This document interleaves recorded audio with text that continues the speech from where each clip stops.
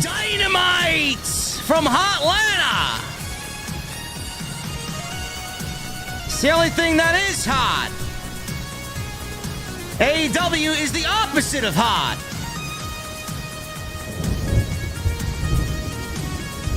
Dynamite tonight from Atlanta, Georgia. Dynamite tonight has people saying they're on the right track.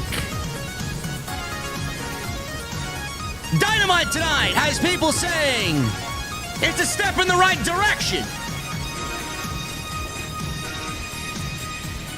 Dynamite tonight has people saying the feeling is back.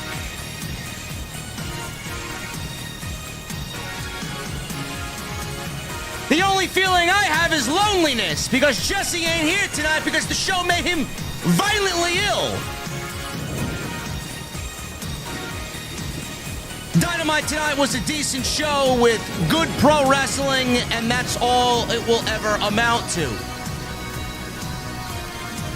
Your standards are so low that even the good shows, even the okay shows come off like WrestleManias to the sickos. Ladies and gentlemen, all I want is a birthday old-fashioned. That's all I want. So how we do that is we go to the venue inside my mother's basement on this Wednesday night, and when I walk through those doors, I want to know, what the fuck are you guys drinking? I'll see you over there.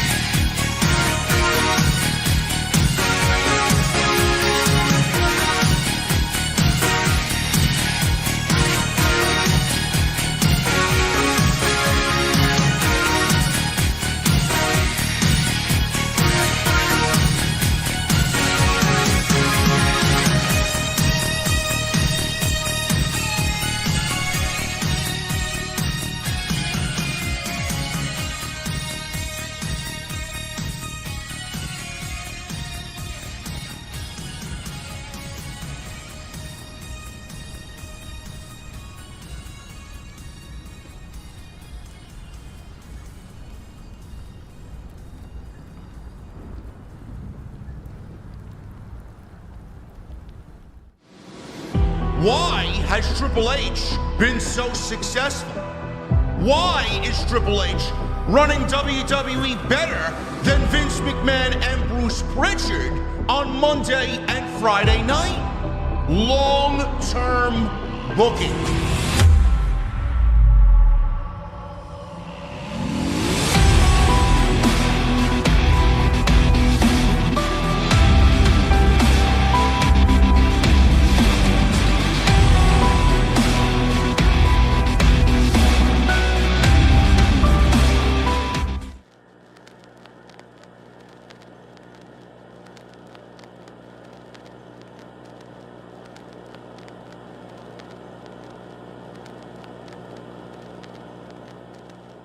What is going on, guys? Thank you so very much for joining me right here on Off the Script. This is your AEW Dynamite post show for February 5th, 2025. I am your host, JD from New York. As always, coming to you live from the OTS venue inside my mother's basement. Thank you guys so very much for joining me on this Wednesday evening, wherever you may be. And oh my goodness,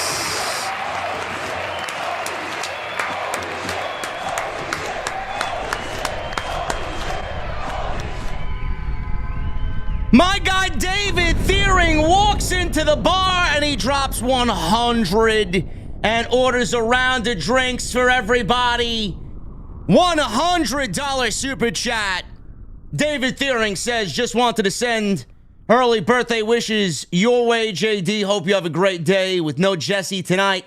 I've got my ice cold beverage ready for another OTS banger where the drinks are ice cold, the takes are hot, and the AEW sickos lose their minds. OTS for life.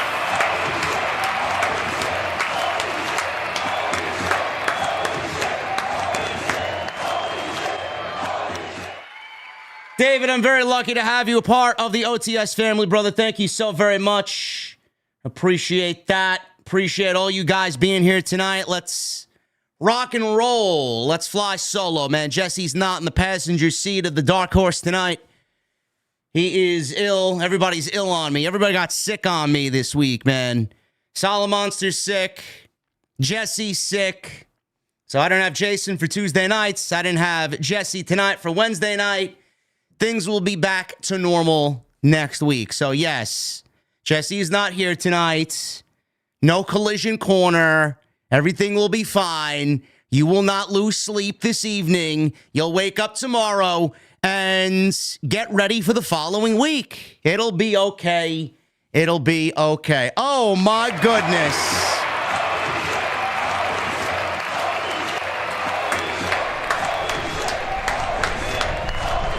Oh my goodness. We got a Billy Bomb in the chat. $100 super chat. Just want to say happy birthday to my boy, JD. Best wishes. I'll be 48 on the 18th and be at AEW Dynamite. I thought tonight was a lot better than last week's dumpster shit, but a lot of work. Tonight is your night. JD, one day we shall have an old-fashioned together. Yeah!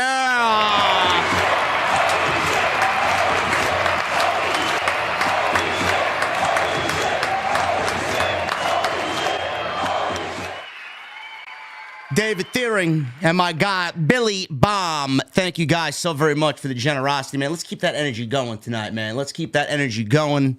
Love it, love it, love it. Thank you guys for being here on your Wednesday nights, wherever you may be. And Billy is correct. You know, I'm always open and honest with everybody. Billy is correct.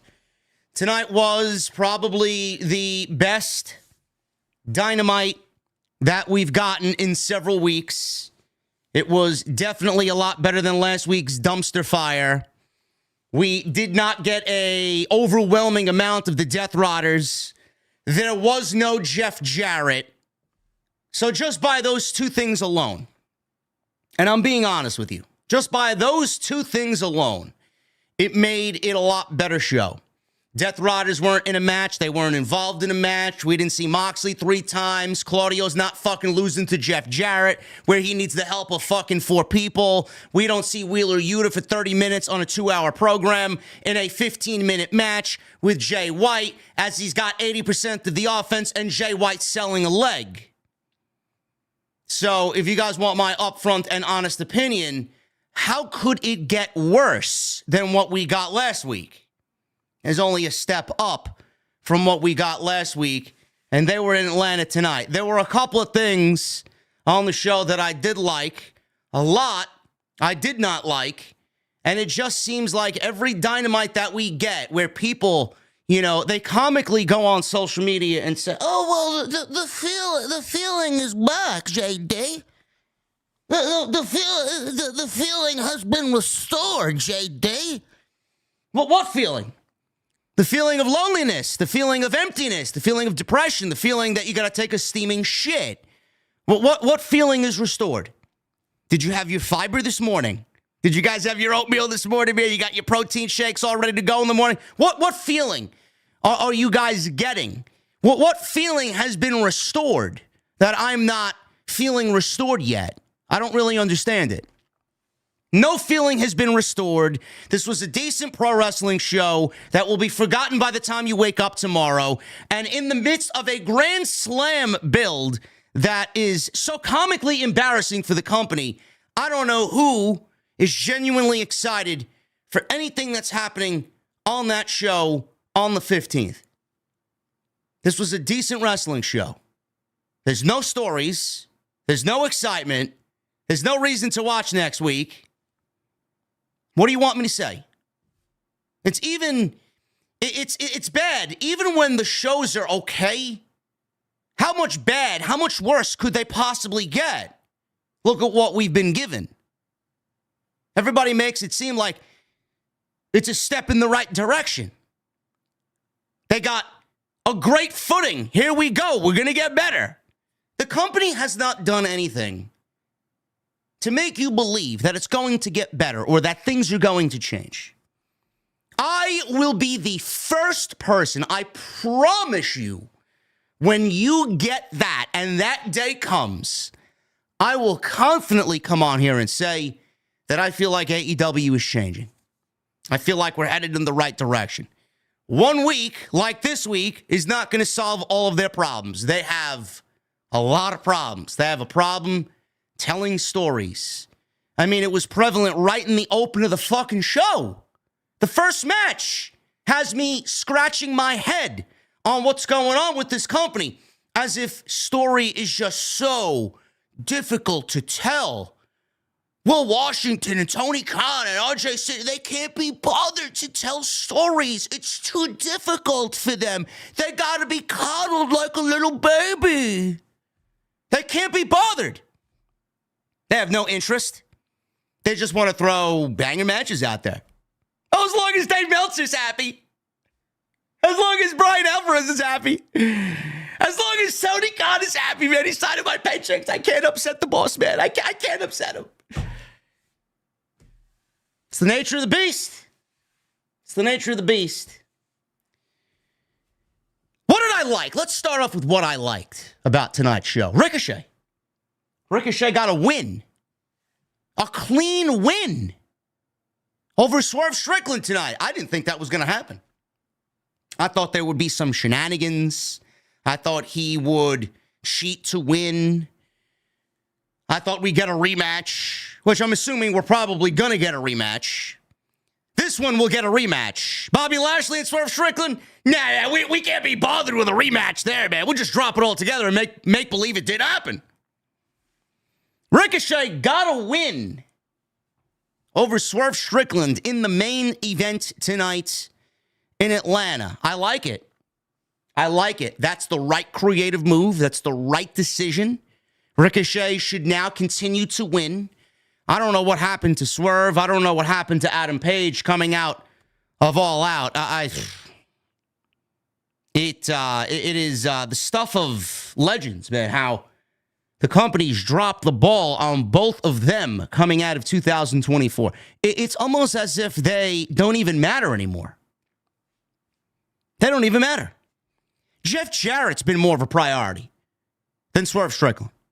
Jeff Jarrett's been more of a priority than Adam Hangman Page. You believe that? He hasn't been on the show at all this evening. Not 1 second did Jeff Jarrett make an appearance. But we got Dustin Rhodes. We'll get to him in a second, but Ricochet, he beat Swerve Strickland tonight. Now, I still believe Samantha is coming in. I mean, I'm not predicting anything as if I know something, but I said it. What did I say, folks? Did you watch my Collision? Because it was the only one that I did. The last Collision post show that I did from the Hammerstein Ballroom. What did I say? VIPs in the chat. What did I say during that live stream when Ricochet and Will Ospreay wrestled at the Hammerstein Ballroom? I said they need to accentuate his heel turn by bringing in Samantha and having them run as the best power couple in AEW. And he needs to really take his heel shtick to the next level. It's exactly what I would do. I do believe it's going to happen. I do believe it's going to happen. So hopefully they're heading in the right direction there. If they want to make something out of him, they cannot look back. You either go one way or the other. I'm telling you this right now. 50-50 booking is not going to work here. Everything that you've done with Ricochet has been a net positive in the last month or so. The attack on Swerve, the visual with the scissors, the blood on the white dress shirt, his demeanor. Is it lighting the world on fire? Is it the best heel work in the business? Do you care about it? Some of you might not give a shit at all. I'm specifically talking about in the realm of AEW.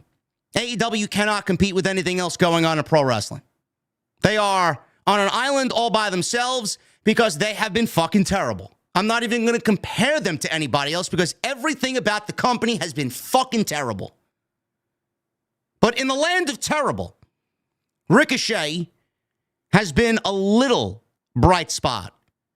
Got to give him some credit. It's a lot better than what they had him doing when he first came in.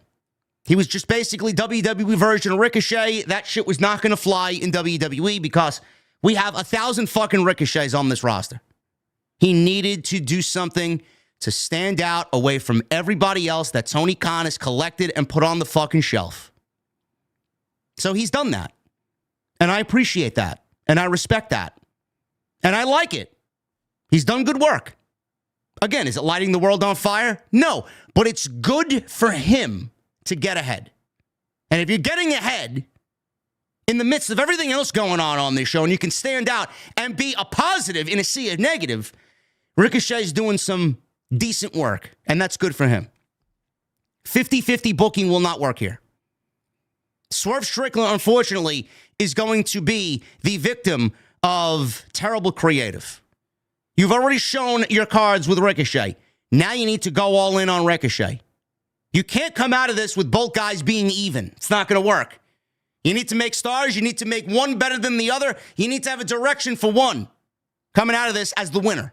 And Ricochet is the winner. I don't know how you do that. I don't know how we get there. I don't know when they wrestle next. I don't know what the outcome's going to be. I don't know how you're going to do that. But that's what needs to happen. So I appreciate them giving him the win in the main event. No shenanigans. It's bad luck for Swerve. They kind of protected him. So hopefully they know what they're doing there. Ricochet needs the W for the next match over Swerve Strickland as well. And a win in the overall feud for sure.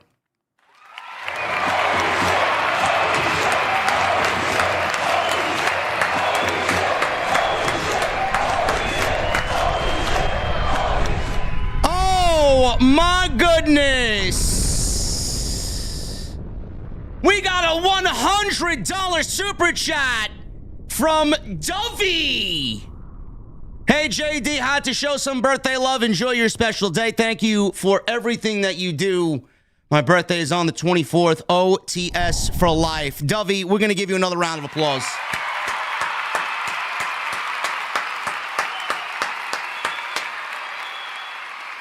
Thank you, thank you, thank you very much. We got Dovey, we got David Thiering, we got Billy dropping bombs tonight on the stream. Thank you guys very much for all the love, man. We are just getting started here. That's the one positive I liked about AEW Dynamite tonight. Another thing I liked about Dynamite are these subtle teases between Adam Page and MJF. I don't know how it correlates to what they're doing now by having MJF be a fucking wannabe nurse's aide for all elderly wrestling. Jeff Jarrett and now Dustin Rhodes. I don't know what this has to do with Adam Page, but I like the interactions between the two. I do. MJF is being driven crazy just by the sheer presence of Adam Page because Adam Page has now interjected himself on 3 different occasions in the last several weeks on MJF's TV time. And MJF is a star, obviously, all to himself. He deserves the camera all to himself, the microphone all to himself. When Adam Page is interrupting MJF, it does a little something to MJF, and it bothers him because he is one of the biggest stars in the company, and he feels like Adam Page is not on his level. I don't know how we're going to go from MJF, Jeff Jarrett, MJF, Dustin Rhodes, to MJF and Adam Page, But I like the way that they've been interacting. It seems like they've done a decent job up until this point to make them feel like naturals on TV together. In moments that they had to share the camera, I like the fact that they actually have some nice, well thought out segments in them, whether it's Renee interviewing MJF backstage and Adam Page kind of bumps into him on his way to the ring. I don't know what that was last week where he was looking for Swerve Strickland. He did mention that tonight and said it was a moment of weakness. Don't talk about that again. He bumped into MJF backstage. Tonight, Max Caster, who is supposedly doing this gimmick where he's the best wrestler alive and he's got a Max Caster Open challenge. Adam Page is being interviewed by Renee, and Max Caster is asking Renee, is his TV time up yet? I've been waiting here a very long time. When's my interview? Am I going to be up? So Max Caster says, I'd like to see Billy Gunn and even Anthony Bowens get their ass kicked. So can you please do that? And then Adam Page said, well, I don't see them around here, but I see you. And they had a little impromptu chase around the building off camera. But during MJF's segment, Max Caster interrupted because he was trying to evade Adam Page, who was chasing him. And Adam Page chased Max Caster into the ring while MJF was in the ring doing his promo. They bumped chests. They met eye to eye, face to face. Caster snuck out while that was happening and ran away, and Adam Page went to go chase. And MJF on the microphone told Adam Page he is a talentless hack. And again, he seemed upset and frustrated that Adam Page interrupted his TV time. I like that type of stuff. Simple as it may be, I like that type of stuff. I don't know how we go and get there. They cannot get there fast enough because I don't know why Jeff Jarrett and MJF happened. I don't know why MJF and Dustin Rhodes has happened. I don't understand it. You ended the Jeff Jarrett situation last week with the promo where MJF said, I told you so. And now all of a sudden, Dustin Rhodes is coming on out and he wants a piece of the MJF pie? Why? Everybody has vehemently said, get rid of it. Put an end to it. He deserves a lot better than the shit that he's been given creatively. And here we are, just right back to square one again. I don't really understand where we're going. And if MJF and Adam Page, they finally kick off a feud, getting into Double or Nothing, or Revolution at this point, I don't know. That's going to be a welcome feud for MJF because God only knows he needs it. And what they have had him doing so far through the first 2 months of this year, man, absolutely forgettable. MJF is the type of guy where you should be writing memorable stories. Stories that matter. Stories that fucking make you want to watch on a week-to-week basis. Captivating the audience. It boggles my mind how you have someone the talent of him and you put him in a fucking feud that people are so upset with that their vitriol is now going towards MJF, and MJF's got to get into the fucking crossfire of the terrible creative that the company has given him. I don't find that to be a benefit to MJF or AEW in general. I don't really understand it. So hopefully we change that and we move on from this fucking geriatrics bullshit and move on to MJF and Adam Page very quickly. But I did like the interaction, the small interaction that they had tonight. Buddy Matthews and Brody King. I thought they had a very good match with Kyle Fletcher and Konosuke Takeshita. I don't really understand why they are now introduced as a new tag team, the Hounds of Hell, or the Hellhounds, whatever the fuck they're called. And they all are already on the losing end of things. I think that's just haphazard fucking creative. It's lazy. Not thinking, very blatant. I don't really understand why you would do that to them when they're just a new established tag team away from Malachi. They need to get their feet wet. They need to solidify their standing in the tag team division, and you just throw them out there to lose. Oh, but it was a great wrestling match. Who gives a shit? A loss is a loss. Wins matter.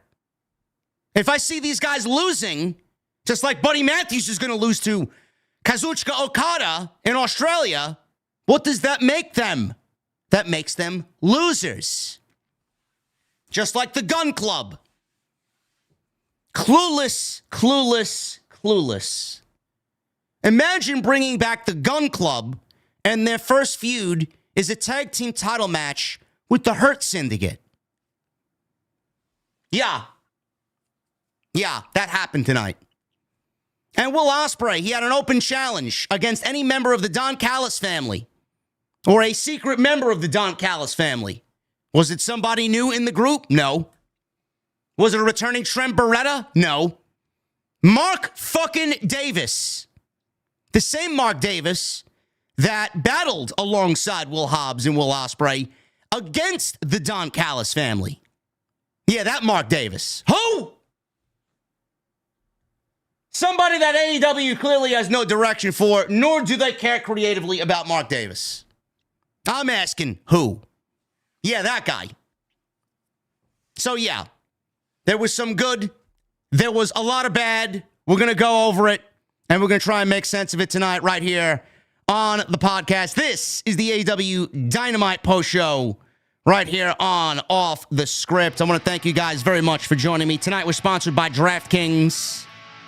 Download the DraftKings Sportsbook app and use my promo code JD from NY. Bet $5 on anything and get $200 back in bonus bets. And the big game is this Sunday. Super Bowl, Chiefs, Eagles. This Sunday, you guys know what to do, bro. You guys want to get in on that action? Promo code JD from NY. Bet $5 on anything and get $200 in bonus bets instantly. Want to thank DraftKings for once again sponsoring the show right here on Off the Script. We'll talk about them a little bit later on in the show. Follow me on social media at JD from NY206, Twitter, Instagram, TikTok, and Cameo. Hit that subscribe button down below. Turn on the bell for all notifications. Make sure you guys go check out all of the content on the channel. Monday we were live for Monday night following the Royal Rumble. The Royal Rumble review. Set records. Set records for the channel. Set records for the community. I should have showed the graphic on screen. If you guys go to my social media, I was the only podcast.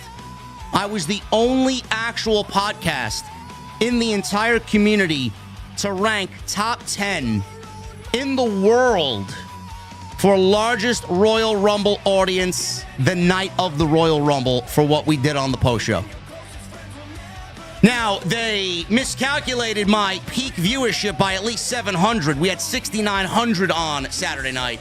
On the chart, they said I had 6,200. I have numbers to back that up, believe me. But thank you guys very much for all of that. I really appreciate it.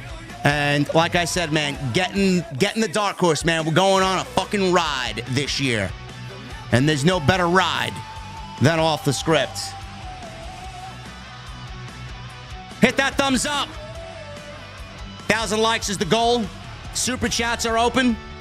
Let's celebrate a little early, man. We got another 45 minutes or so, and I officially turned 43 years old, believe it or not. Do I look it?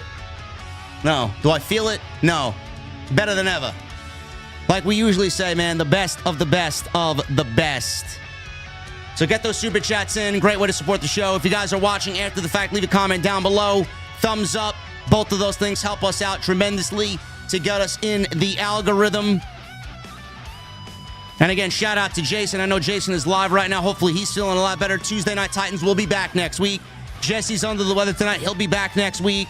Business as usual next week right here on Off the Script.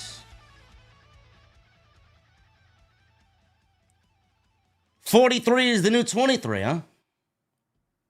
Maybe. I don't know. We'll see how I feel after a couple old fashions tomorrow. Dynamite. Let's start things off right at the top. AEW Dynamite comes on the air with Swerve, Strickland, and Ricochet arriving ahead of their main event. Timeless Toni Storm returns for Dynamite. First time since her return on Collision a few weeks ago, which I do still firmly believe that it should have happened on last week's Dynamite and not Collision. You know, WWE does the thing where a lot of the talent comes walking on into the building, and they do, I think on Monday they showed CM Punk and Bayley, Charlotte walking into the building, androiding herself into the building. AEW kind of does that from time to time. The comical thing about it is WWE does this too. I called them out on it. Swerve is walking towards the camera. You see this momentary pause where he's just standing there, and then when the camera hits ready, set, go, he starts walking towards the camera. The garage door behind him is closed. Where did he come from? Was he just standing there and all of a sudden was given a cue to walk towards the camera? A lot of these times, the situations look so unnatural. I don't really understand why they produce these segments in the way that they do. Maybe it's just me, but this is what happens, man. When I watch a show that I just want to like, and I love the company, when I watch a show that is just so obviously bad, man, the bad and the nitpicking sticks out a lot more. But I do it with WWE too. It's just very unnatural. Renee. We go from that to Renee. She's backstage with Jay White. Switchblade Jay White. He's asked about his recent friendship with Adam Copeland. White said it's a relationship being built in real time. There's no history between the two. But there is some history between FTR and himself. Those great tag team matches on the Punk era of Collision. Remember those? I do. I don't think AEW Collision has had a match like that since, I would say, MJF and Omega was the last truly unbelievable, I can't miss this for anything type of match. Those matches with FTR, Juice Robinson, and Switchblade Jay White, man, fucking incredible shit. God, do I miss that Collision. They haven't been the same since then. And they know it. Jay White has to rely on some he might not have expected to in regards to the Death Riders. So right on cue, Moxley and his crew approach. They're all standing there in front of Jay White, who is all by himself. And they think they have him cornered when rated FTR walk up behind the group and we get an all-out brawl. Now, I don't want to jump ahead here, but on the same show, the Gun Club made their return to AEW Dynamite. The last time we saw the Gun Club was an affiliation or an alliance with Jay White. Why would Jay White not have backup in the Gun Club if Jay White is being stared down 5-on-1 from the Death Riders? Where are they? Why is there no explanation for that? The Gun Club came out there literally with zero mention of Bullet Club Gold, the Bang Bang Gang, Jay White, Juice Robinson, nothing. Almost as if they dropped the entire group because Jay White's off doing his own thing and the Gun Club are now being brought back to do their own thing. It doesn't exist. They want you to believe it doesn't exist. This company has a problem. They have a problem with remembering what happened the last time a talent was on the show, and then when they get brought back to television. I'm sorry, that's not what I remember. And you're only actively treating your fan base like a bunch of fucking idiots if you think that they don't remember. Start making some cohesive fucking sense about what happens on your week-to-week television show. No matter if someone's out with an injury, 6 months, 12 months, 2 years, 6 years, it doesn't matter.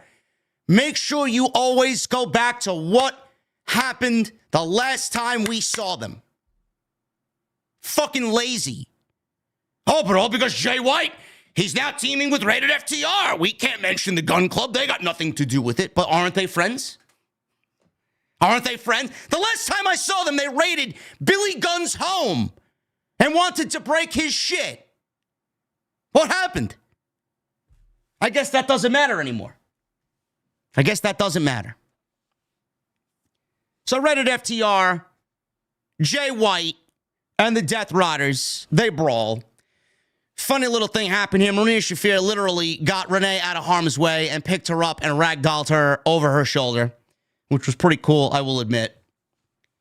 Fight spills into the arena. The brawl continues around ringside until Jay White and Jon Moxley are left in the ring. Wheeler Yuta looked to cut Jay White off again, as if we didn't get that enough last week. He eats a Blade Runner. Goodbye, Wheeler useless. Pac interrupts. He eats a Shatter Machine from FTR. Castagnoli picks Harwood and pulls him to the outside. He hits a giant swing into the barricade. Wheeler tried for a dive. He ate an uppercut. Moxley and Castagnoli put the boots to White. Or not Wheeler, it was Cash. Yeah, it was, I think Wheeler Yuta. Cash Wheeler. He tried for a dive and he ate a European uppercut from Claudio. Cope wanted to take out the AEW championship. And he wanted to take out the champion. Typos here. See where my mind is at. With a spear, Claudio shoved Moxley aside and took the brunt of that. FTR and Jay White stared down the Death Riders, who retreated into the crowd. Decent brawl. Nothing really too major happened here. It was a very standard brawl with the Death Riders that didn't really forward much of anything at all. Moxley got involved. The rest of the Death Riders got involved. FTR backed up Jay White along with Copeland.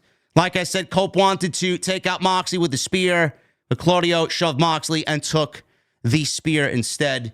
Cope took the microphone and said the fans are chanting one name, and fans chanted Cope, Cope, Cope.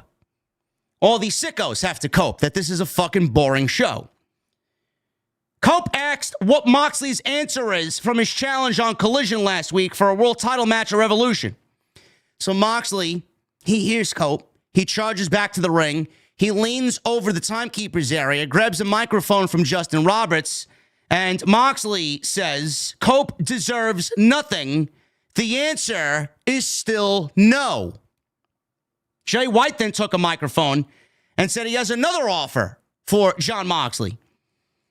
He needs to breathe with the switchblade. He needs to choke in a pool of his own blood.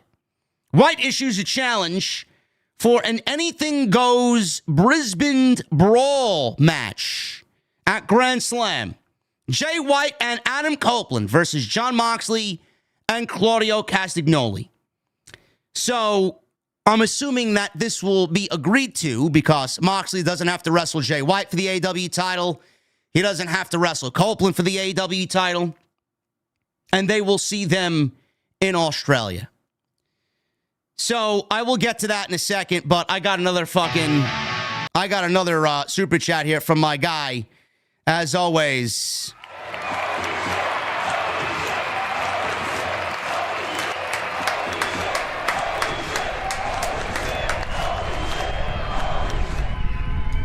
Unbelievable, man. We got a $100 bomb from the VIP of VIPs, man. Osakui, thank you so very much, brother. $100 super chat. He says, happy birthday, brother. Praying nothing but the best for you throughout this new year of your life. The anniversary of your grandfather's passing was Monday. I know he was a great man because it was your love for him that made me a fan of Off the Script. He is proud of you, and so am I.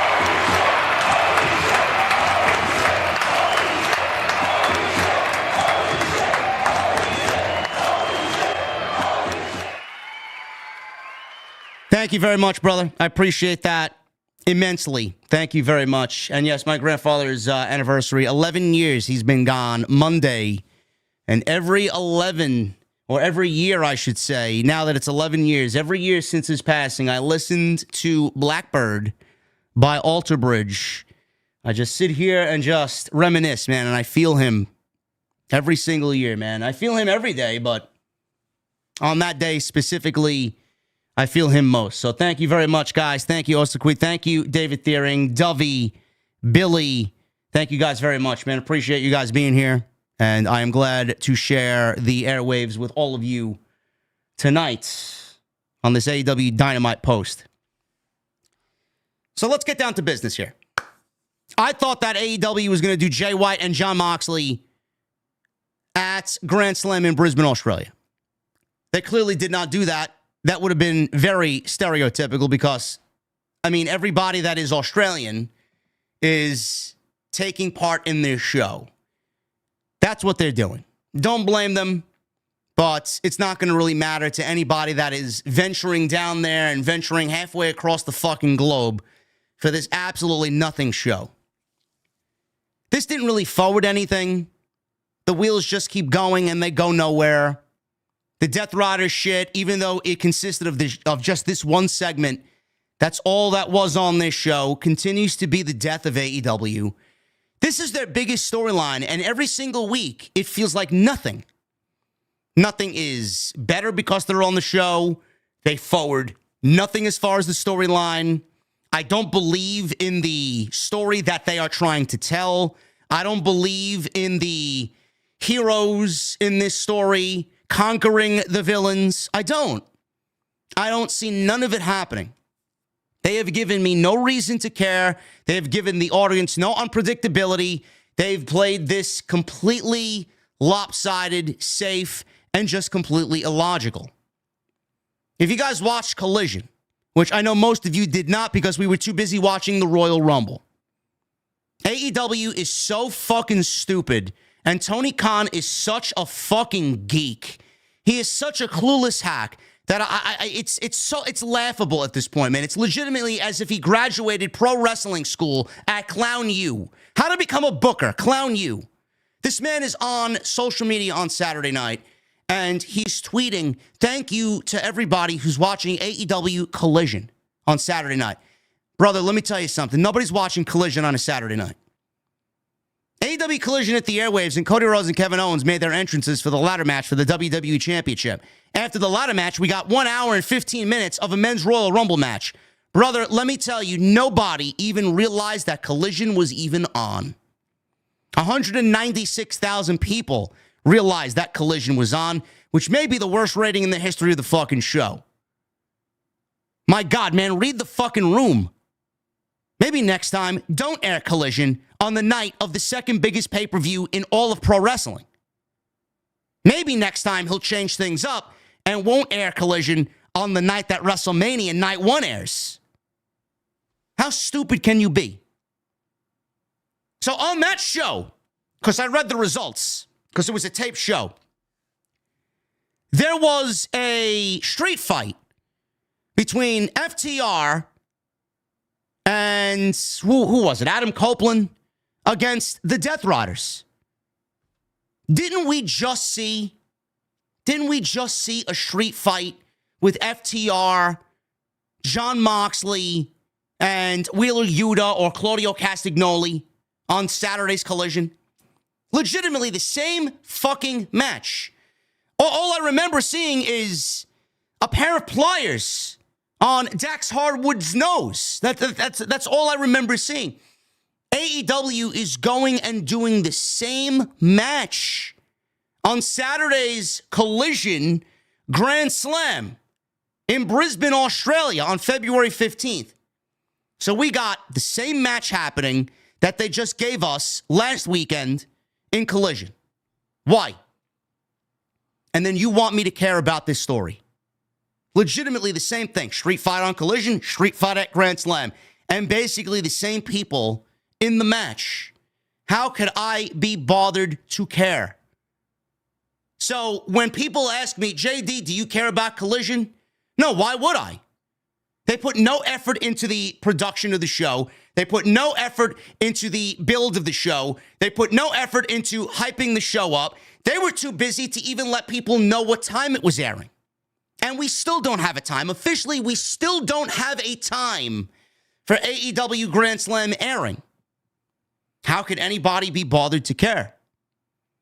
AEW doesn't care because when they had to move from the Suncorp Stadium that they wanted to be in at 52,000 large, and then they had to downscale to the Brisbane Entertainment Center, They thought that they were bigger than they really were.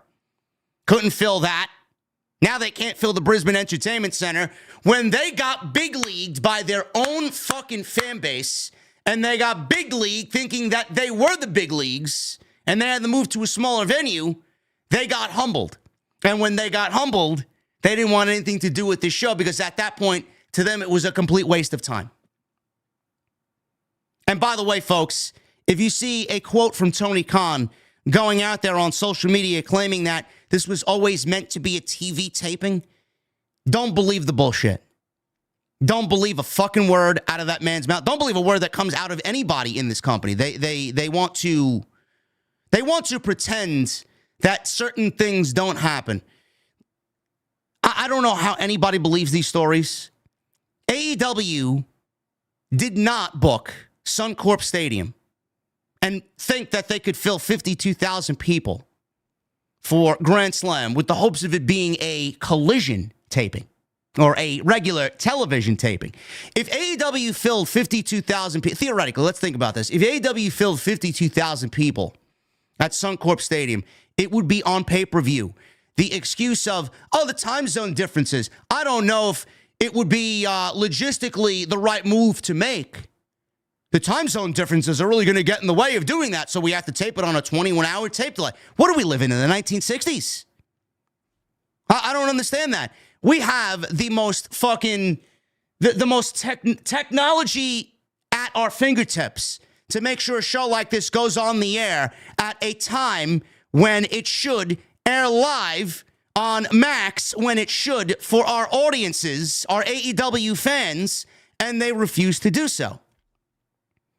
WWE went to Perth, Australia, and they aired the fucking show at 5:30 in the morning. You know where I was? Watching the Elimination Chamber with 2 cups of coffee in my system at 6:30 in the fucking morning. No, but AEW is too busy to do something like that. They don't have the technology to do that.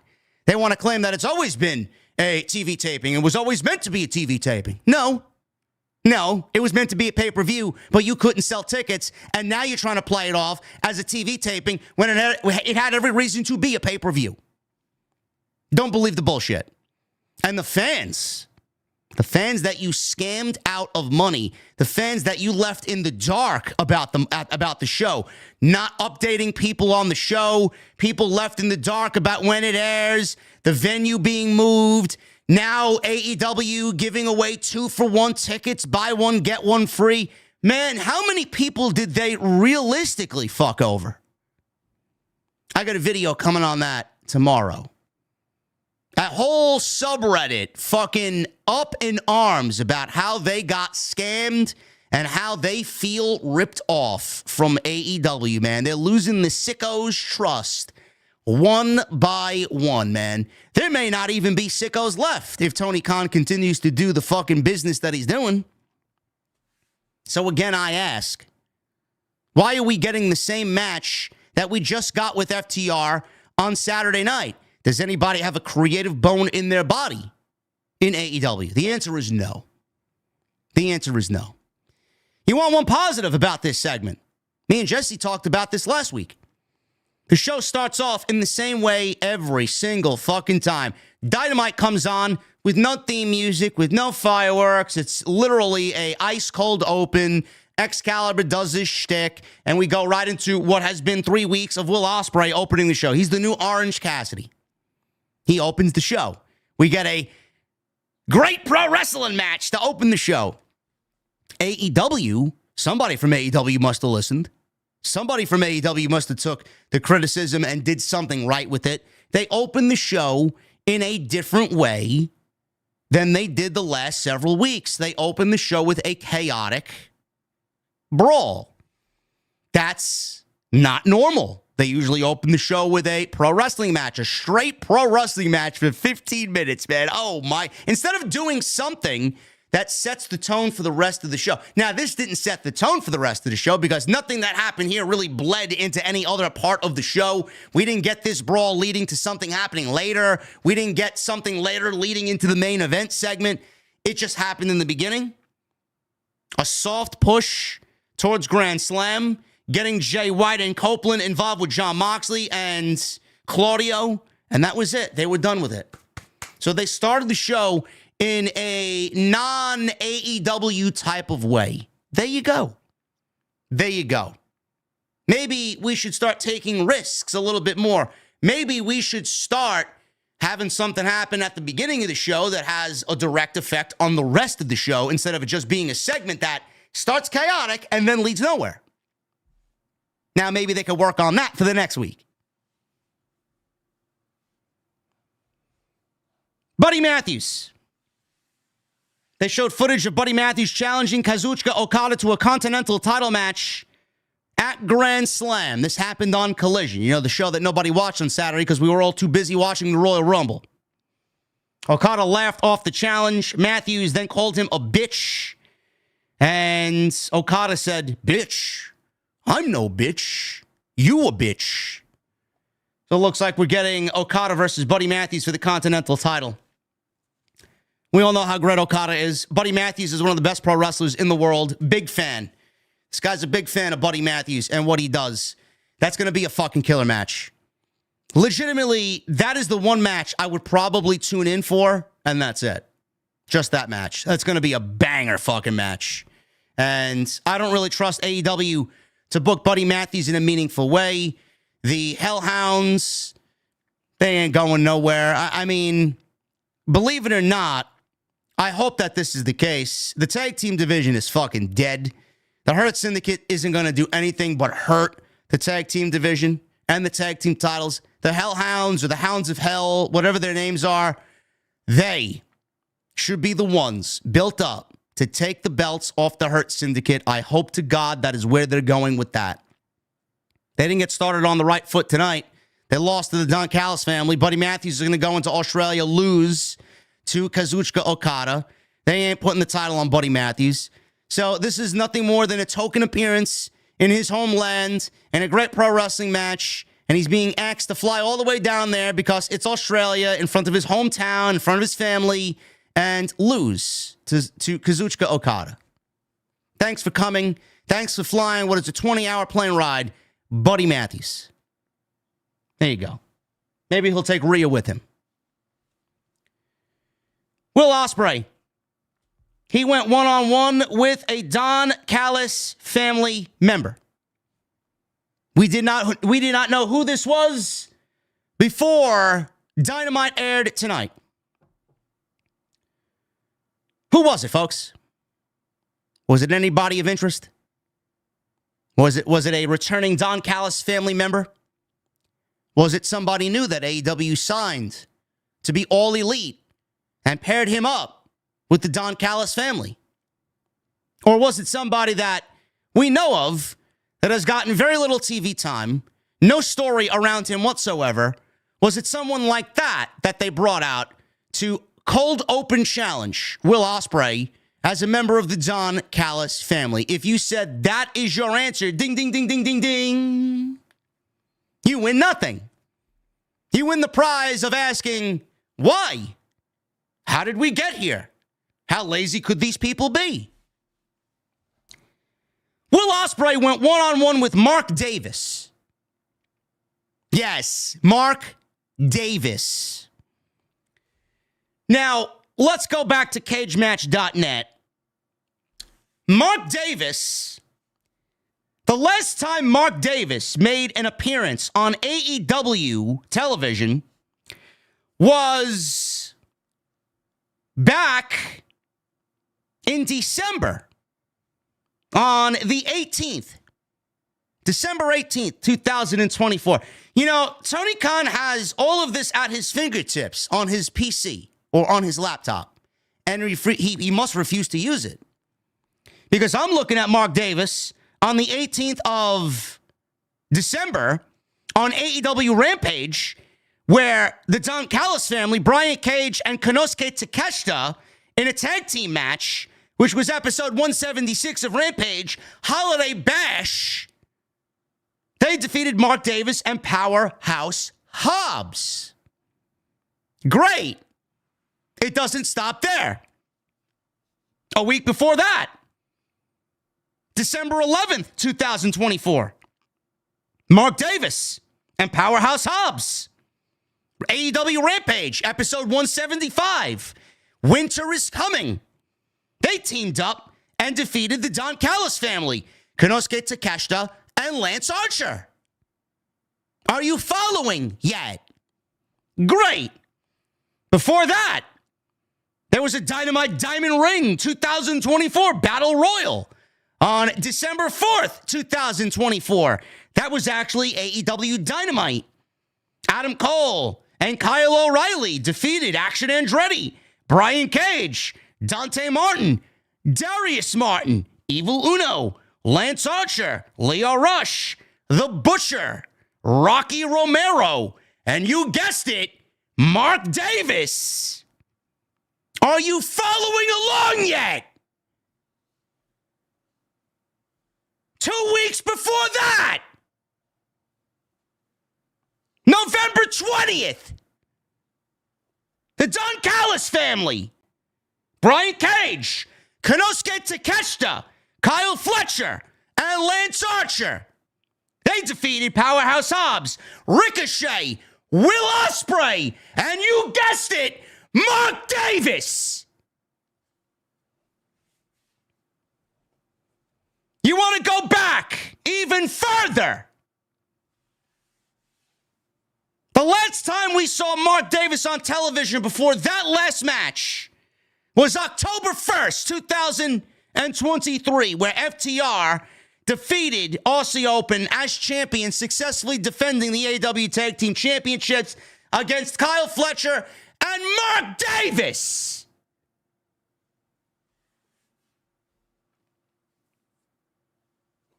Here's another one for you. Ring of Honor television title, Survival of the Fittest, 6-way elimination. This happened at Ring of Honor Final Battle at the Hammerstein Ballroom on December 20th, 2024. Commander, he won the Ring of Honor TV title. He defeated AR Fox, Blake Christian, Brian Cage, Willie Mack, and Mark Davis. The same Mark Davis who has Brian Cage as a stablemate in the Don Callis family.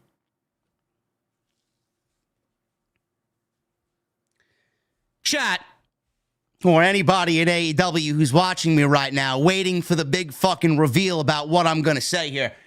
Chat, did AEW at any point in between any of these shows that I just mentioned, did AEW at all take the time to give us a vignette, a promo, a segment or sequence, an in-ring promo, a sit-down interview with Renee, or anything of that likeness?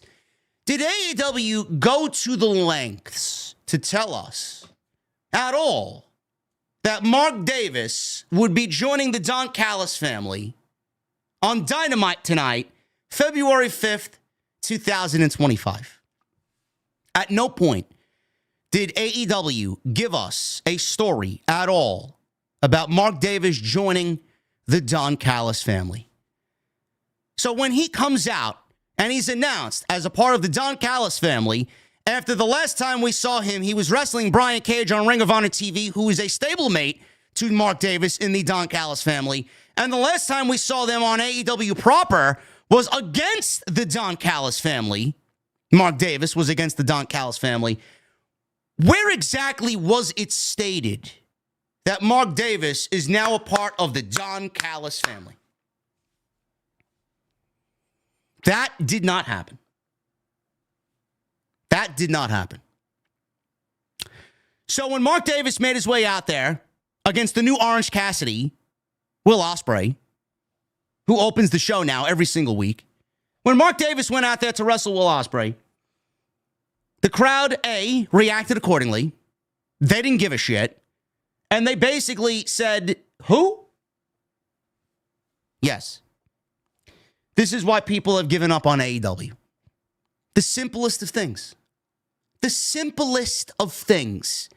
If you think that this show is written in long-term fashion, you're a complete fucking idiot. This show was booked day of. Who makes the most sense here? Let's do Mark Davis tonight. Why? I don't fucking know. Does anybody fucking know? So then they have Don Callis go on commentary, and it's Don Callis' job to fill in the fucking blanks of weeks of television where AEW refused to tell us why this guy matters at all. It's Don Callis' job. Is Don Callis writing the fucking show? Or is it Will Washington? Is Don Callis booking the show? Or is it Tony Khan? Who is it? Why do I need to hear it from Don Callis? And the explanation that Don Callis gave still made no sense. Because everything that he said on commentary, all you gotta do is look back at what happened with Mark Davis, and you're still asking, why? He said, and I quote, he bought the rights to Aussie Open when he brought in Kyle Fletcher to the Don Callis family. The same Kyle Fletcher that you brought into the Don Callis family while Mark Davis was out with injury for a year and a half. That same Mark Davis? That same Kyle Fletcher? That same Aussie Open? Where was that explained to me in the weeks of television from November into December, into January, and into tonight? Not a single iota of a fuck does this company care about telling stories.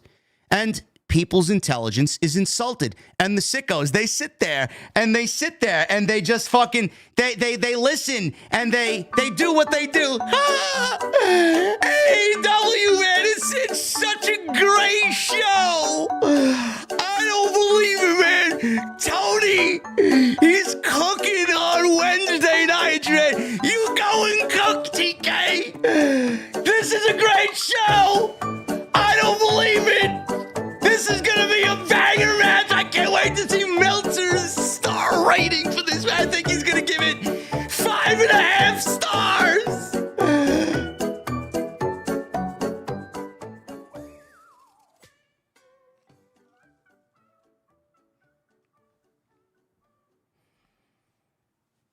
This show sucks.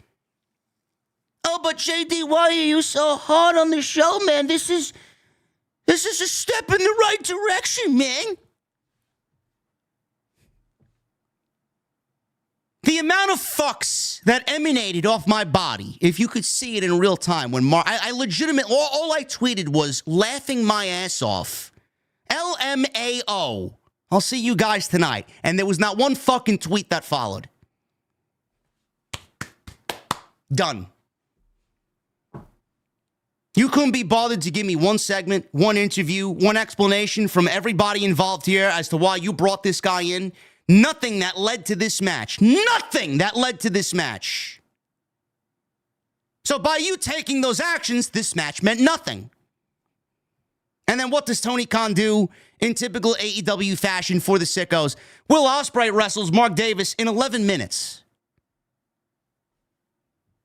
You want me to think that Will Ospreay is going to struggle with Mark Davis?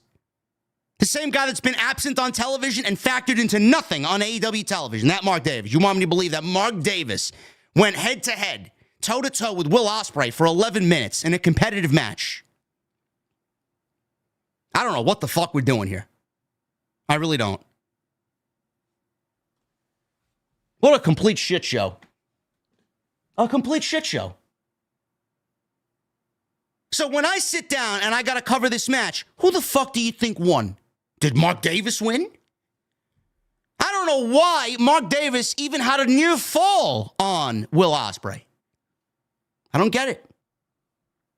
No, but I'm the bad guy. I'm the bad guy. Davis ripped off the middle turnbuckle towards the end of the match. He tried to drive Ospreay into the middle turnbuckle. Referee Rick Knox noticed that he stepped in between. This distraction allowed Ospreay to hit a charging hidden blade and got the victory. Wow. What a match, man. I can't wait to not go back and watch it and give zero fucks on top of the zero fucks I gave when they brought him out. How stupid, man. You made Don Callis sound like a fucking idiot, and then you made everybody look like a complete blithering fool as well, your audience. is now more stupid for watching this shit unfold than they were before. Oh, I bought the rights to Aussie Open, and I brought them into the Don Callis family. But didn't I just watch him battle Will Ospreay 2 months ago? What am I watching? It's this level of storytelling that has driven AEW even lower into the doldrums of irrelevancy. Post-match, Will Ospreay took the microphone and said, "It's like a party here in Atlanta. It's only a party in Atlanta when the Braves win the World Series. Hopefully we get Ronald Acuna Jr. for a full year this year. And Spencer Strider for a full year this year. Since Callis is a party pooper, he has a new best friend backstage who he's teaming up with that Grand Slam, and Kenny Omega comes out. Callis ran away as Omega made his way to the ring, walking down by Mark Davis, who's on the mat. He's down outside. Omega said, man to man, Mark Davis, he has no clue what Don Callis has over him. It may be scary, but help is there, and there are people he can trust. Nobody gives a fuck about Mark Davis.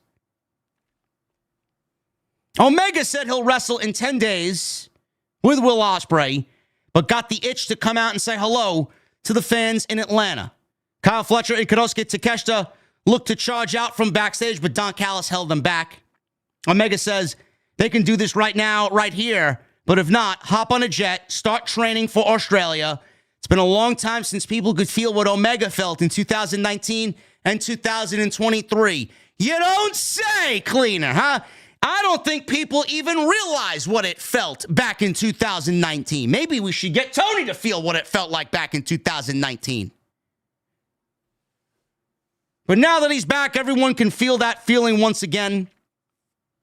Maybe it's just him. What exactly are we feeling, Chad? Are we feeling anything? This match next week will show the future is with Omega and Ospreay, and hits his go-home line. And he got a large amount of pyro for the good nights, goodbye line, which Omega even looked surprised by with the amount of pyro that went off in the arena. You know, I love Omega. I love Ospreay. There's nothing like a Will Ospreay match. I say it every single time I come on here. This match is going to be a banger match. I don't care. I don't care about it. I don't know how anybody could care about it. Outside, it's going to be an exhibition of pro wrestling with four guys who are some of the best pro wrestlers in the world. How can anyone care outside that? Is there anything here that you're going to sink your teeth into emotionally? Are you struggling alongside Kenny Omega as he battles the heinous Don Callis? Meanwhile, the Don Callis story finished. And most of all, 2024, they opt to forget and make sure they write away from what happened last year. They want to pretend like it doesn't exist, like it vanished into thin air.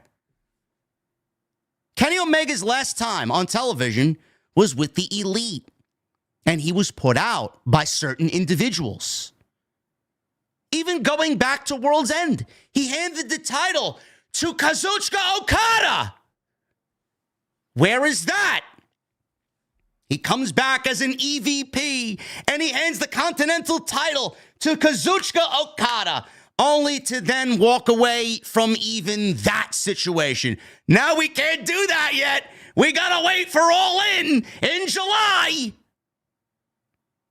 Please tell me, how am I going to care when we get to July?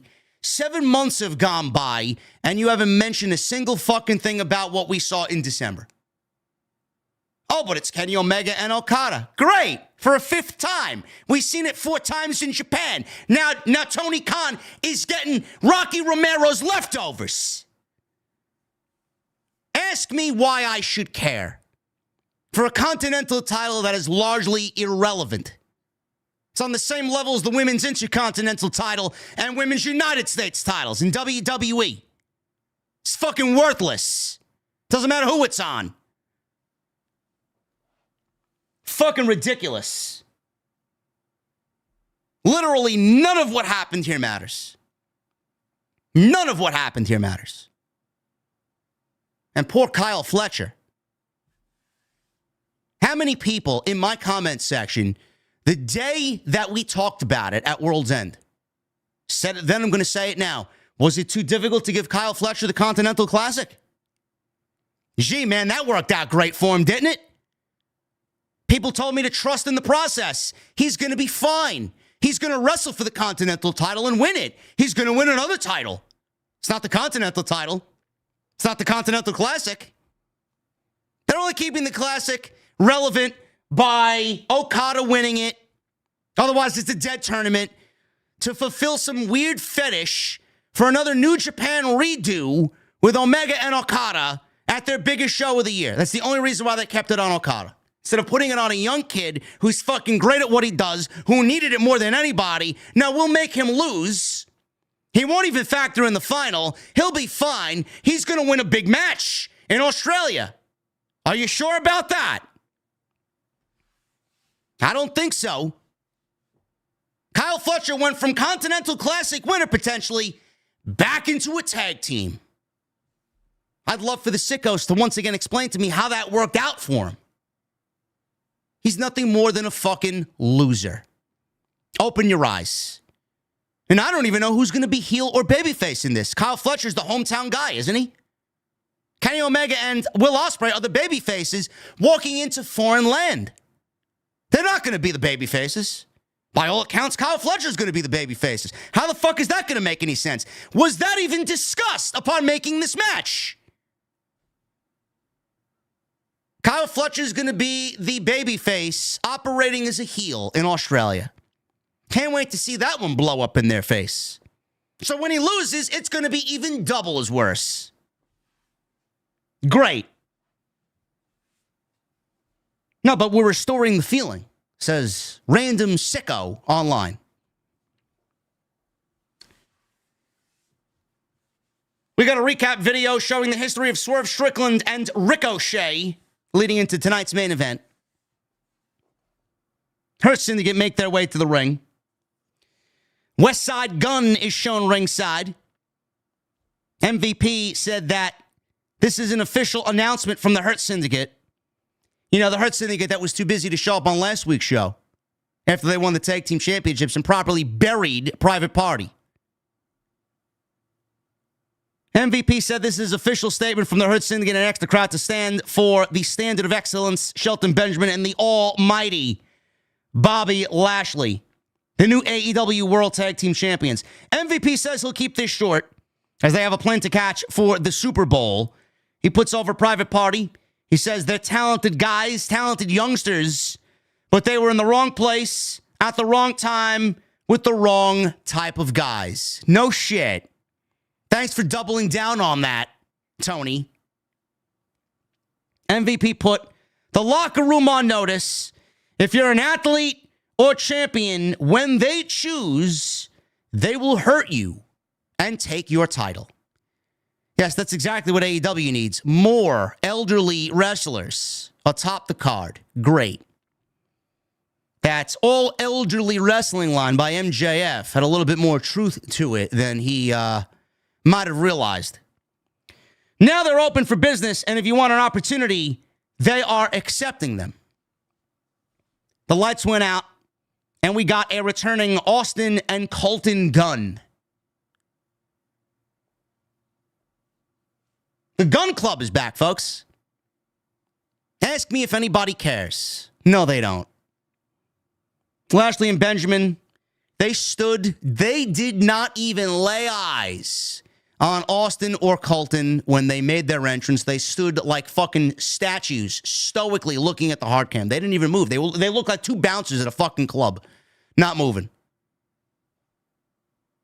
So they get into the ring. Austin said they mean no disrespect. They're also businessmen and wanted to talk business. MVP says they aren't dressed as such, but respects that they want to do this as men. So they properly get into the ring. Austin and Colton get in and introduce themselves as the former AEW Tag Team Champions. Does anybody remember that? Sure. Nobody does. They waited 2 years for their rematch, but now they are back. Colton congratulates them on hurting people and doing their job. It's what you're supposed to do.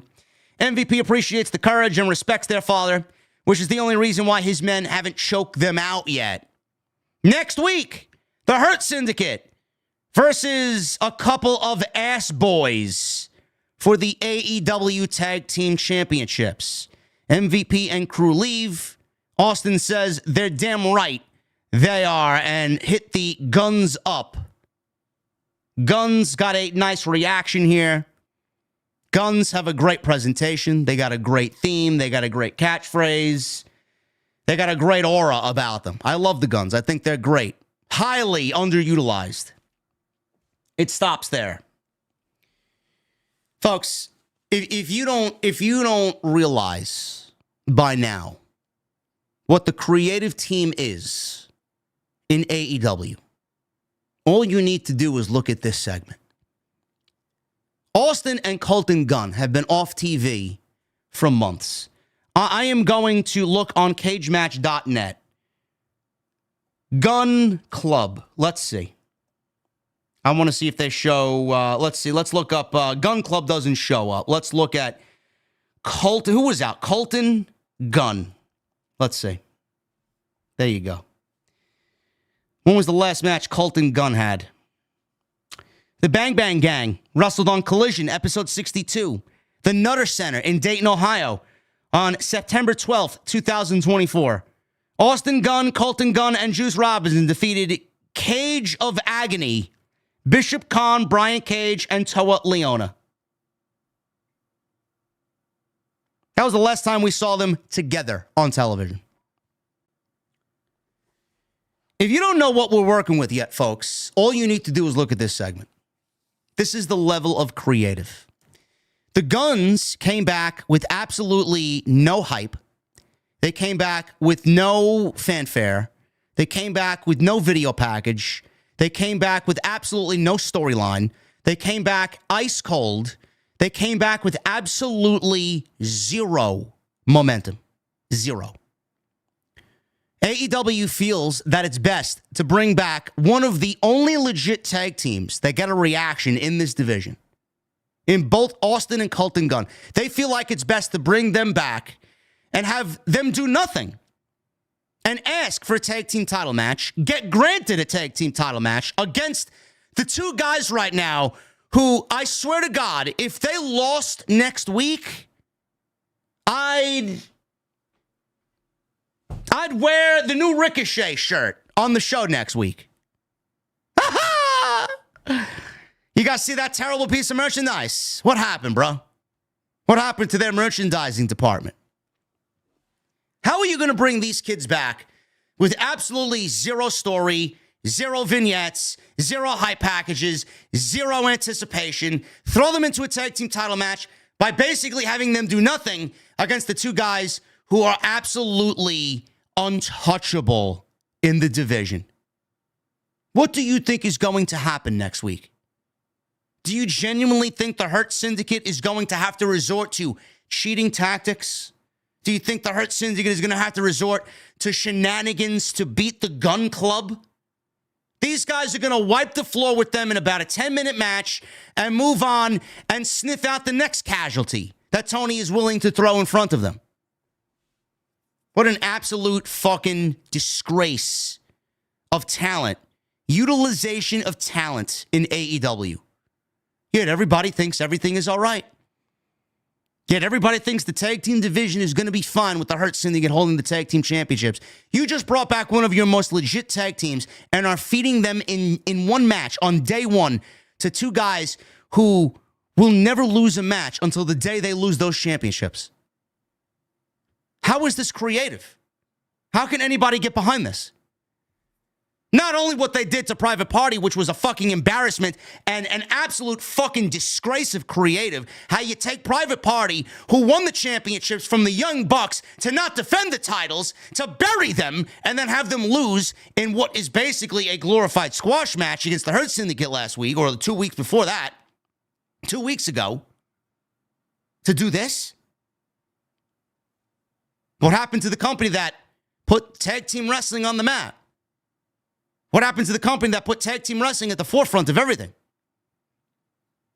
It is not the same company. The ideals that existed back in 2019 no longer exist with Tony Khan. They don't. If you need to know what exactly is wrong, JD, why are you so hard on AEW Creative? What is the problem? All I need to do is direct you to this segment. This is what's wrong. I'm giving you dates, a match, a show in which the Gun Club last wrestled on. It is now February 5th. They come back with absolutely nothing. Get a tag team title match to ultimately lose next week against the Hurt Syndicate. Then what? Then what? Couldn't build up a story for them to come back to television, win matches, and then build a story towards the Hurt Syndicate? Now, we'll just bury him now because nobody believes they have a chance anyway. Fucking disgusting. Absolutely fucking disgusting. You guys, oh my God, man, what the hell is going on here?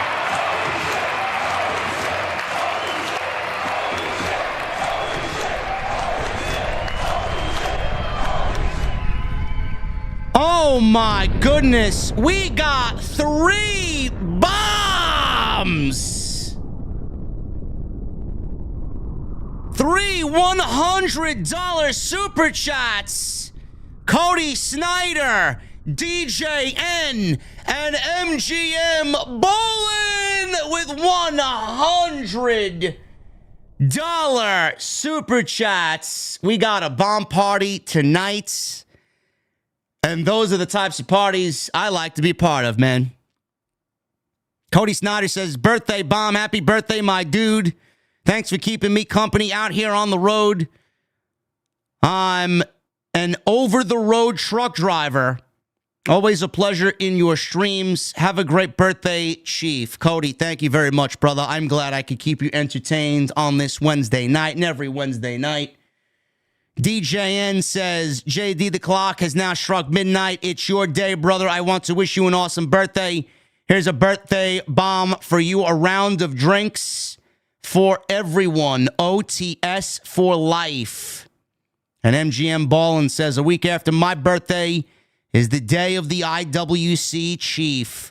Happy birthday, my guy. Cheers to many more House of Glory shows and AEW bashes out of love. I'd be lying if I said I didn't enjoy it tonight. Besides the Death Riders and Mark Davis, not his fault. Cheers to Tony Brown as well. OTS for life. Oh, my goodness. Thank you, guys.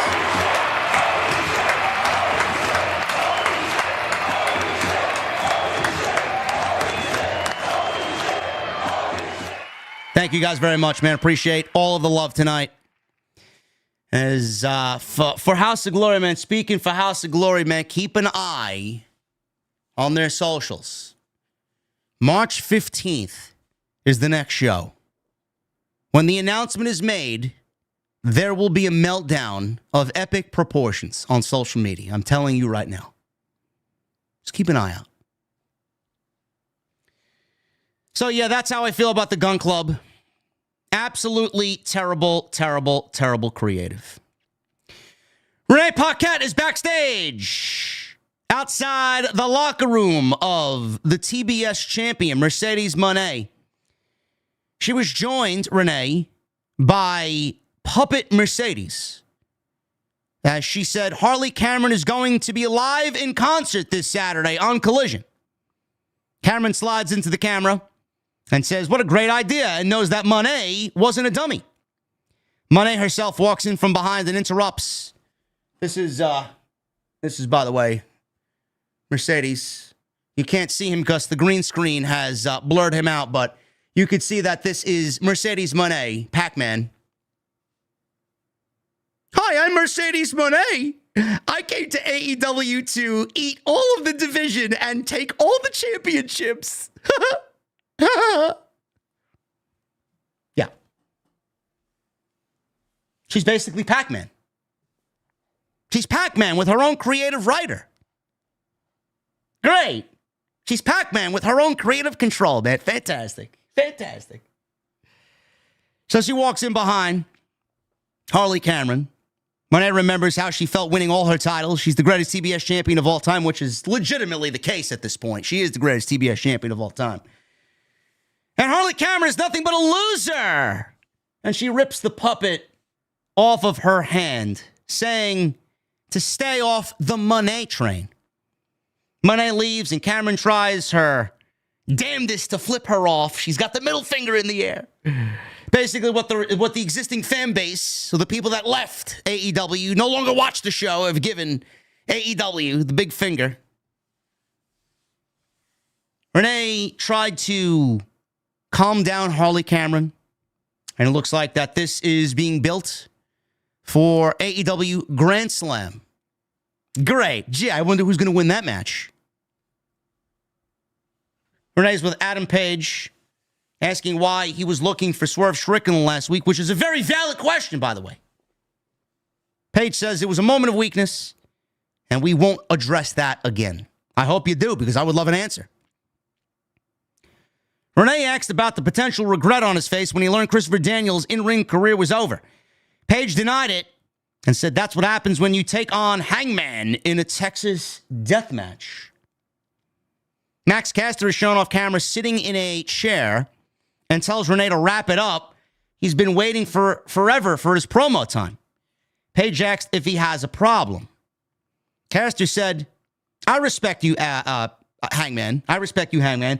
But, you know, I got a lot of stuff going on. I'm busy with my open challenges. It'll be a shame if you put someone like Anthony Bowens in the hospital, or maybe, better yet, end Billy Gunn's career, which you should absolutely do. Page didn't take the bait here from Max Caster. So Caster thanked them for the time, and he scurried away when Adam Page says, well, I don't see Billy Gunn. I don't see Anthony, but I see you. I want to fight you, and he runs away. Max Caster runs away. So he followed him wherever they went. Who knows? Page followed Max Caster. Konosuke Takeshita and Kyle Fletcher against the Hounds of Hell, Brody King and Buddy Matthews. This was the best match of the entire night. How could it not be the best match of the night? I mean, you got Buddy Matthews out there, you got Takeshita out there, you got Kyle Fletcher out there, you got the big man Brody King out there. Telling you right now, man, the Hounds of Hell should be the team at All In to take the belts off of the Hurt Syndicate. But by the time we get there, we're going to need to start building them up and getting them wins on television against whomever remains in this awful tag team division. That's what needs to be. This was a great match. Best match of the night. So we'll pick it up towards the end here. Crowd is into it. This match is all over the place. They're on the outside. We get back into the ring. Crowd is hyped. So Fletcher's on the outside. Matthews, hip toss, neck breaker, leg lariat, both tried draping DDTs. Fletcher was sent to the outside. Matthews hit a big-time somersault plancha before connecting on a Meteora off the top, back inside for a 2 count. Matthews missed a curb stomp. Fletcher hit the half-and-half suplex, ran into a corner knee. Matthews went to end it off the top, but all of a sudden we get Kazuchika Okada's theme music playing. No Okada. It was just played to distract Buddy Matthews. Who played it? Why did it play? Fuck do I know. Normally Okada would be in the production truck fucking around. We didn't get that. I never understood these spots. Who played his theme music? Who hit the theme music? And then Buddy Matthews, dumb babyface syndrome, looks around. Where's Okada? He gets distracted. This distraction nearly led to Fletcher attempting a brainbuster. Matthews slipped through, hit a Nando's kick. King made the tag. Double cannonball dropkick combination from the Hounds of Hell. Takeshita flies in, breaks up the count with a senton. Takeshita was taken to the apron. Brody locked in a sleeper. Takeshita raked his eyes to escape. This allowed Fletcher to do a draping DDT for 2. Matthews was sent flying into the barricade as Fletcher wanted the brainbuster on Brody King, but Takeshita saved his partner, hit a series of strikes, and then an assisted brainbuster connected with Kyle Fletcher pinning Brody King, with Takeshita holding off Buddy Matthews, preventing him from coming into the ring and breaking up the 3 count. It's a great match. Great match. Where does it go? It goes nowhere. The Hounds of Hell lose what is ultimately a great tag team match, but at the end, the line score says loser. And the Don Callis family wins because they are the ones taking on Kenny Omega and Will Ospreay at Grand Slam, and the Hounds of Hell are not. So not only do the Hounds of Hell lose here tonight to the Don Callis family, Buddy Matthews is going into Australia at Grand Slam to lose against Kazuchika Okada. Great. Do you guys trust Tony Khan and Creative to book the Hounds of Hell properly? He should. He should. They're the only legit tag team you got in the fucking division. Samoa Joe. He's with Hook. They are walking through the backstage area. Joe wants revenge after being laid out on Collision. Hook had given Joe some advice. And then they rushed into the Patriarchy's locker room to find only Kip Sabian and Nick Wayne. No Mother Wayne and no Christian Cage. So Joe asks where their father was. He's not here. Can we help you? Joe says, not really, but we want to send a message to your father. And they both laid out, Joe and Hook laid out Sabian and Nick Wayne, and they brawled in the locker room. Now, while they were brawling, Christian Cage and Mother Wayne peeked into the locker room to see the devastation that was happening, and they ran away. So Hook and Samoa Joe left the locker room. They walked right back down the hallway and rounded a corner, only for Christian Cage to then walk in and see what had happened. The cameraman tried to follow him into the locker room, and Christian shoved the cameraman away, and the segment came to an end. Gee, man, that contract is really proving to be very valuable for Christian Cage, huh? When is that thing going to be cashed in on? I have no idea. No idea. Maybe Copeland beats Jon Moxley. Maybe we end this at Revolution. Maybe Christian steals the championship from Adam Copeland, or at least tries to. I don't know. I've given up caring. I've given up caring. Does anybody believe Christian Cage is going to win the world championship? I don't think so. MJF, he came to the ring. Immediately, he started going in on Jeff Jarrett. He called him geriatric Jeff Jarrett. He couldn't stay out of the way of a handsome star like MJF, which is why he had to teach him a lesson. The E in AEW stands for elite. It doesn't stand for elderly. This is not all elderly wrestling. I don't know, seeing who's on the top of the card and top billing on AEW, it may very well be all elderly wrestling. You know, there's a lot of subtle truths in MJF's promo, whether they're done accidentally, without thinking, or they're done purposely. It is absolutely all elderly wrestling. MJF might be speaking in code to everybody in the back, telling them to shape up or get the fuck out with what he says. And nobody seems to be paying attention. Every time you see Jeff Jarrett on television, your promotion is about to knock on death's door. This is not all elderly wrestling. He's definitely got something going on there. He's too smart of a guy to just let that one slip in and him not knowing what he's doing. He's probably speaking to us through fucking code.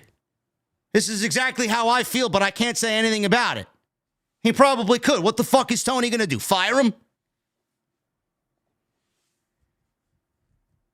Now that the Carney schmuck is out of the way, he's closer to regaining his Triple B Bay. Because ain't no one on the level of And all of a sudden, Max Caster rushed to the ring, and MJF was very confused about what was going on here. He started berating Max Caster. What the fuck are you doing out here? This is my time. It's my TV time. Caster is yelling, Adam Page! Adam Page! Hangman! Caster tried saying he was trying to run away and escape from Adam Page. Caster rushed out of the ring and out of the arena as Page ran into the ring, stared down MJF. They met nose to nose, chest to chest, and then he left the ring and he continued to chase Max Caster into the crowd and disappeared. MJF said, before I was rudely interrupted by a talentless hack, ain't no one on the level of. And Dustin Rhodes comes on out and is the second guy to interrupt MJF. He's got a microphone. MJF starts yelling to cut Dustin's music off.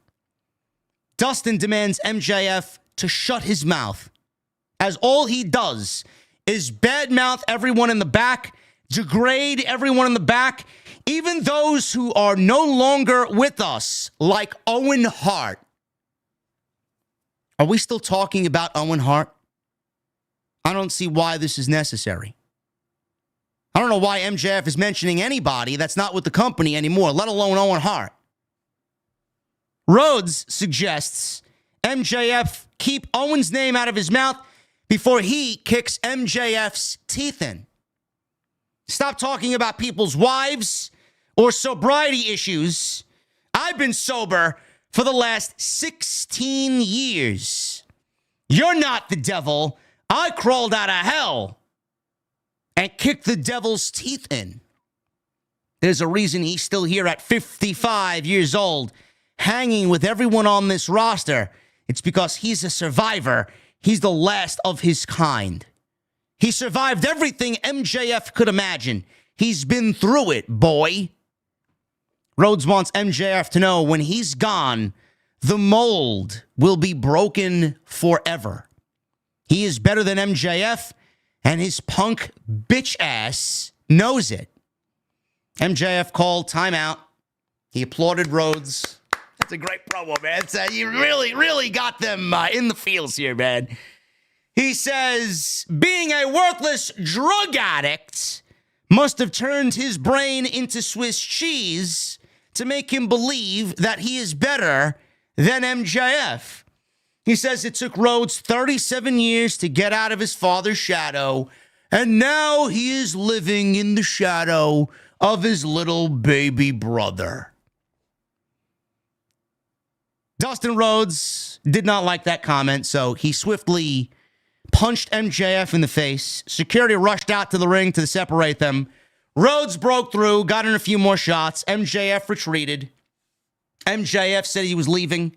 He broke through security again. He hit the ring, and this was a home run shot, man. MJF's got some great fucking aim, bro. He ran into the ring, broke away from the security guard, ran into the ring, and in one fucking motion, a kick so squarely perfect right between the legs kicked Dustin Rhodes in the nuts, and he went down like a sack of bricks. He stands over Dustin Rhodes' body as he's writhing in pain. He then leaves the ring. Christopher Daniels is in the aisleway. He wants to tell MJF to get to the back. MJF was about to throw a punch at him. He didn't realize who it was. Then he realized it was Christopher Daniels. He laughed. He called Daniels an old man and said, Adam Page really did a number on you, huh? And then he walked away. I want to start off with the positive. Dustin Rhodes, at 55 years old, is still a great promo. Dustin Rhodes is one of the few guys that just the whole Rhodes family, they just make you feel. They know how to cut a promo. They know how to fucking pull out the heartstrings. They know how to really get you emotionally invested. Secondly,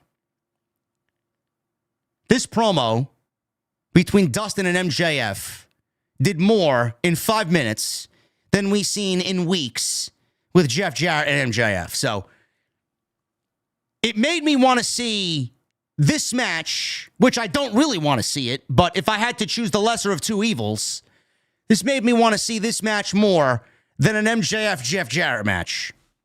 Now, it looks like we're not getting an MJF and Jeff Jarrett match. Hopefully, that is the direction. I pray to God that is the direction. Dustin Rhodes and MJF are booked in a match next Tuesday. Tuesday, they're taping Dynamite for Wednesday because they want to ensure that everybody gets to Australia in a timely manner. So next week's a tape show.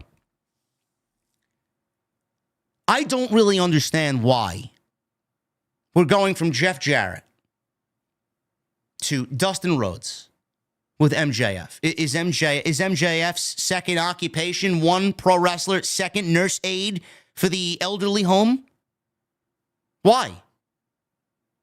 What does this have to do with Adam Page? I'm failing to correlate how we go from Jarrett to Rhodes to Page. I don't get it. Like, where are we going here? Jeff Jarrett's done and over with. He lost. It took 4 guys to do it, but he lost. Now we're going to Dustin. Why? MJF's TV for the first 6 weeks of the entire year, the first 6 weeks of 2025, have been Jeff Jarrett and Dustin Rhodes. These are lost weeks. These are weeks you can't get back. MJF should be going this way, and MJF has not moved he's not moved at all. This is one of the best storytellers that you got in the entire company. This is one of the biggest big match wrestlers you got on the roster. They've done nothing to differentiate himself from what he used to do to this new era. He's the same old MJF, which is fine because he's great at it. But we went from prick MJF to Rebel, Austin, Rock, babyface MJF. Then he went back to being heel. We got Mr. America thrown in there somewhere, which was fucking great against Will Ospreay. The whole Adam Cole feud kind of fucking threw everything up in the air, and they said, fuck it. It was lost before it even resumed. They made no sense of it. They killed it. Now he's wrestling Jeff Jarrett, or in a program with Jeff Jarrett, Dustin Rhodes. What are we doing? What are we doing? I don't believe you got one of the best, most talented young men in the entire industry, and the best thing that you got for him is a 55-year-old Dustin Rhodes. What happens next week? MJF makes an example out of Dustin Rhodes, or worse yet, Dustin wins the match with the help of Jeff Jarrett, and we get Jeff Jarrett versus MJF at Revolution. Is Revolution going to be enough time for Jeff Jarrett, or is Revolution going to be enough time for MJF and Adam Page, is what I want to know. Or are they saving that for Double or Nothing? I don't know where we go. Unless you guys can figure it out for me. What is the correlation? What is the bridge between Jarrett, Dustin, and MJF? And how do we get MJF to Adam Page coming out of this? I'm just failing to see it. Oh, why don't you just see it play out, JD? Let it play out. What play out? Weeks of terrible television for us to get here? I don't know. I don't get it. Mariah May joined commentary next. Timeless Toni Storm defeated Queen Aminata. Great. Gee, I wonder who won this one. Toni Storm was introduced by Justin Roberts. He said, now playing the role of Mariah May is Timeless Toni Storm. Mariah May's entrance video and theme music played. Even the name graphic is shown. As Toni Storm came out in Mariah May's gear. And chat, let me tell you, I gotta read Tony Brown. I gotta read Tony Brown's super chat here. He said, and I quote with a $4.99. Tony Brown, we love Tony Brown in the chat. Tony Brown, what's up, brother? He says with a $4.99 super chat, he says, Tony Storm's ass looked extra delicious tonight, JD. There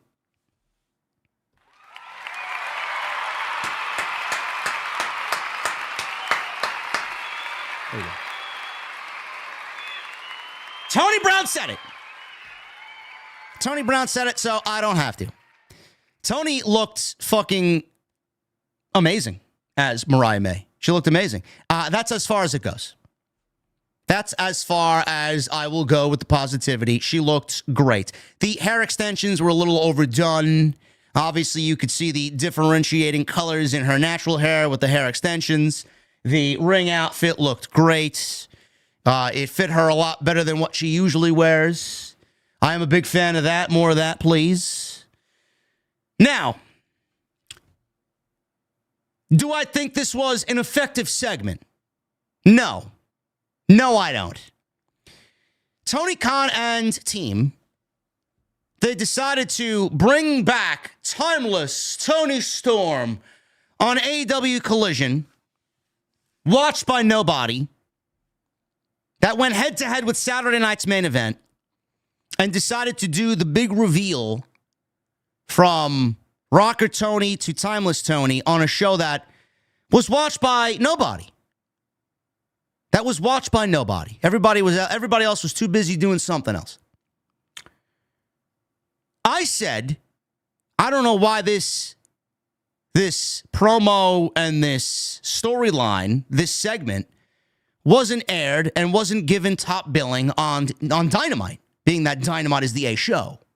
You know, I got geeks and fucking sickos. Oh, well, you gotta make Collision a viable show, JD. Viable to who? The 200,000 people that tune in religiously every week as they continue to drive the show further and further down into the fucking depths of irrelevancy. Those people. Great. Nobody gives a fuck about Collision being a viable show.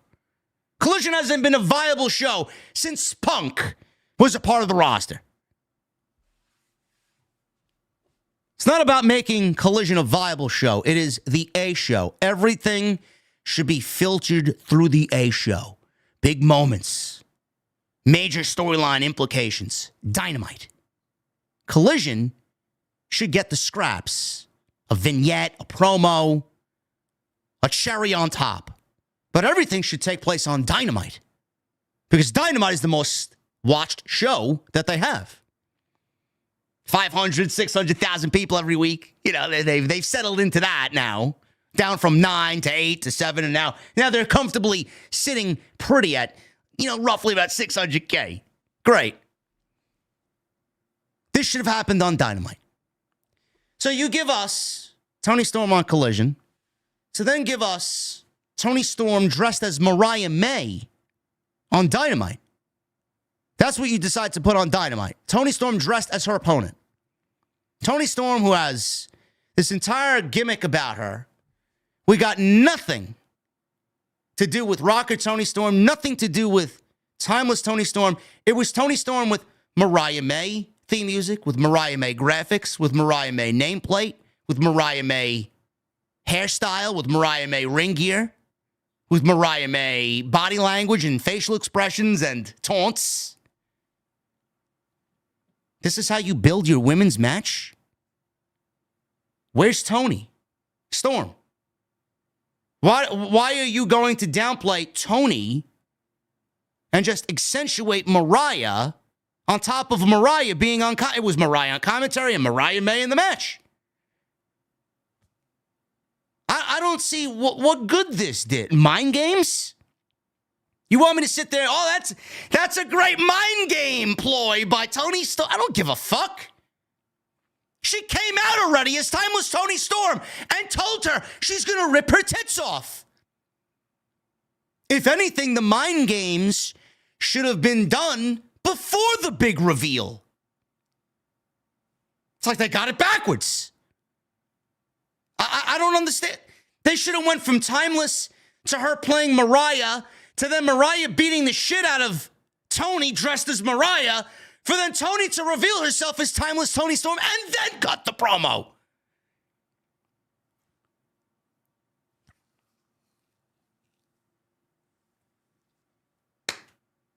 I don't know, man. I don't know. Maybe I'm the one who's on an island all to himself, man. Maybe we just don't know. Maybe we just don't know. Seems like everything was done backwards. It's like they did everything backwards.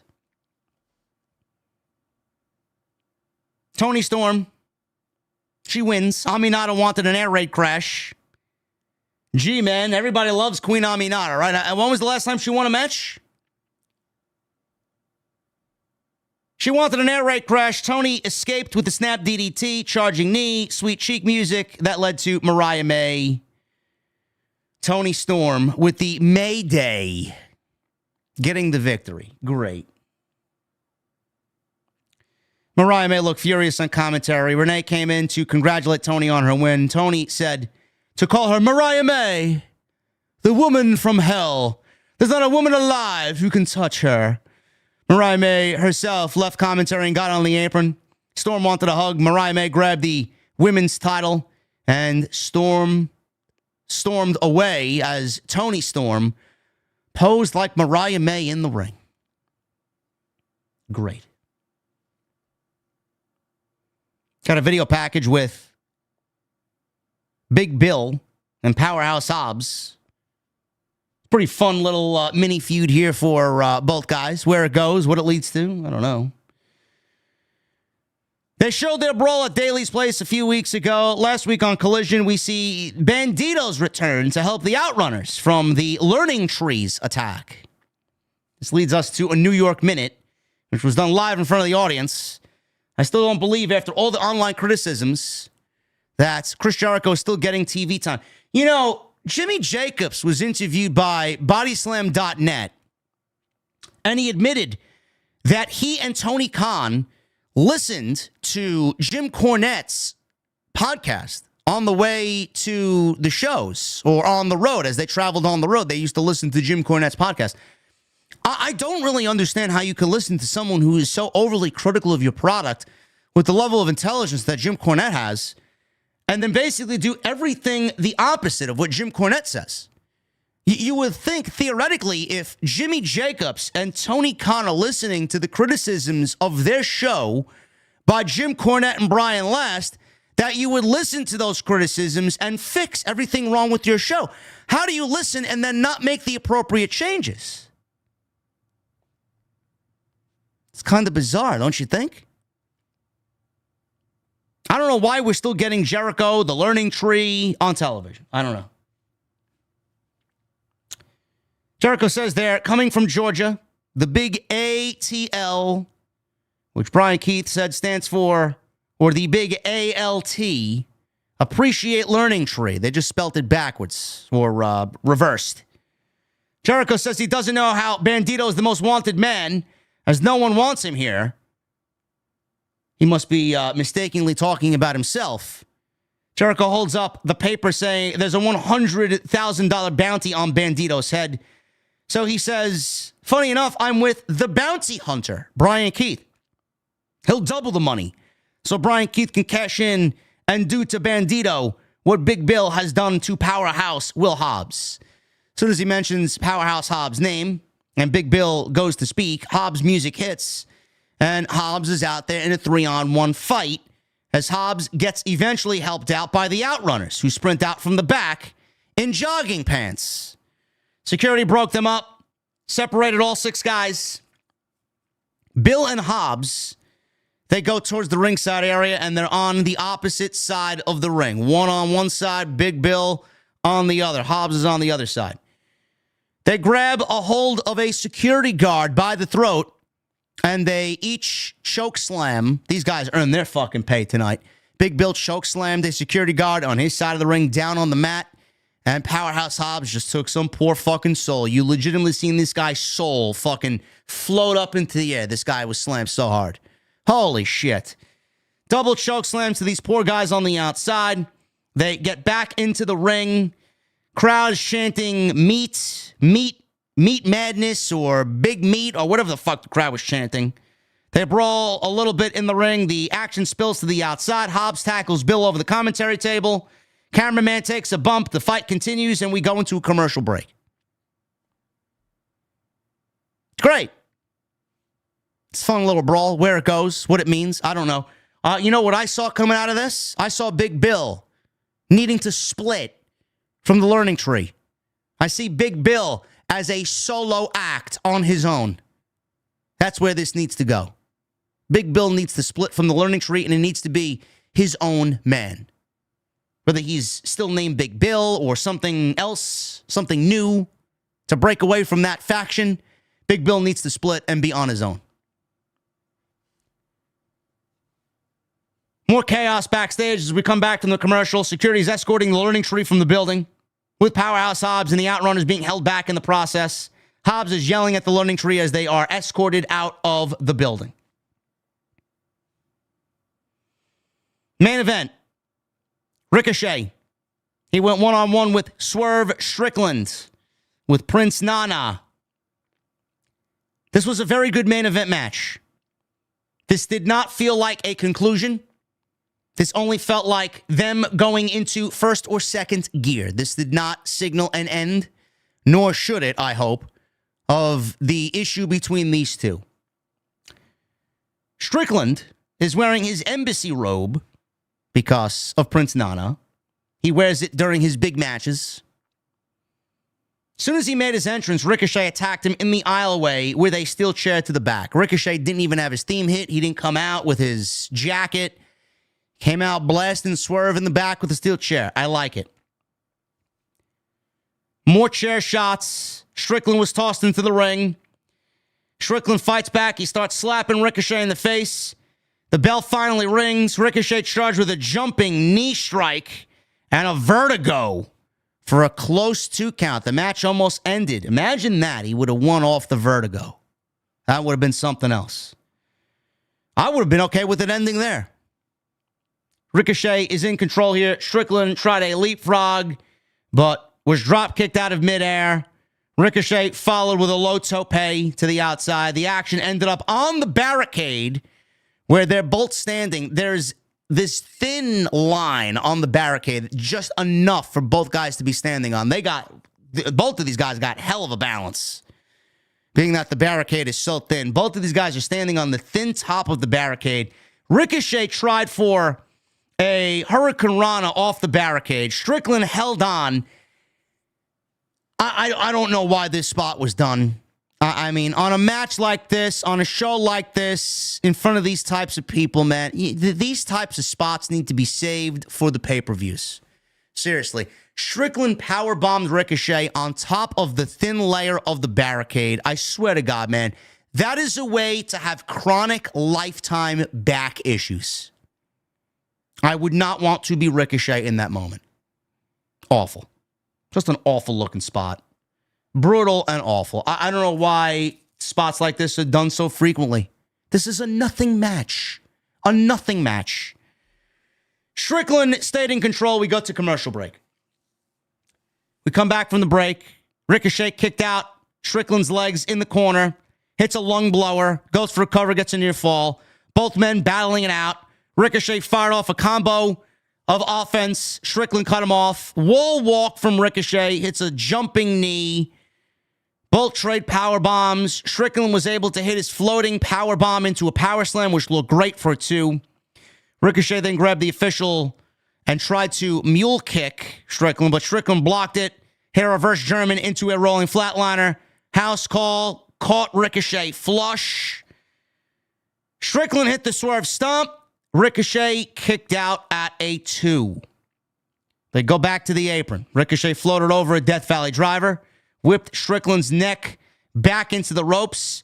Missed a hop over Hurricane Rana. Released German on the apron. Ricochet threw Strickland back in for a springboard 450 for a near fall. He set up for a shooting star. Strickland kicked out. Ricochet went for a spirit gun. Strickland hit house call midair. He went for another swerve stomp. Ricochet hit fists up for a low blow, which the referee, I believe the referee saw all of it happen. I guess maybe he didn't give a shit. Ricochet then connected on the spirit gun for the win. So the low blow, which was just allowed by referee Rick Knox. Well, who was it? Rick Knox or one of them? Bryce Remsburg, one of the two. Ricochet connected with spirit gun. 1, 2, 3, and he got the win. Post-match, Nana came into the ring to look after Swerve. With the embassy robe, Ricochet pie-faced Nana, shoved him down, took the robe, put it on, and celebrated on the ramp as the show came to an end. So, rematch. 2 reasons for a rematch. 1, Swerve knows he got hit below the belt. Swerve knows he got low blowed, and the referee did nothing about it. He wants a rematch. Secondly, Ricochet is now in possession of his embassy robe. He wants it back. Rematch. I don't know when the rematch happens. We'll probably get it at Revolution. It'll probably be a stipulation. Ricochet needs to win. And Ricochet is going to win, which I hope is the case. And I am predicting Ricochet finally unveils Samantha Irvin at Revolution and beats Swerve Strickland with the help of his wife. That is my prediction. I do think it's time. I do think that they're ending this feud with him side by side with his wife. I do think that is the best thing for Ricochet because clearly they've done nothing with Swerve. Let's be real. They've done nothing with Swerve. He came out of the steel cage match. He took some time off. He came back. MVP called him out. He wrestled Bobby Lashley at whatever, what was it, Full Gear? They did nothing. Full Gear or Dynasty, Wrestle Dream, whatever the case may be. They did nothing. It was so irrelevant. And they dropped it. Or what was it? Fucking World's End? Whatever the case may be. They dropped it dead cold. And they never went back. Then he picks up a feud with Ricochet. He got the best of Ricochet for a little bit as he threw toilet paper at Ricochet, embarrassing Ricochet.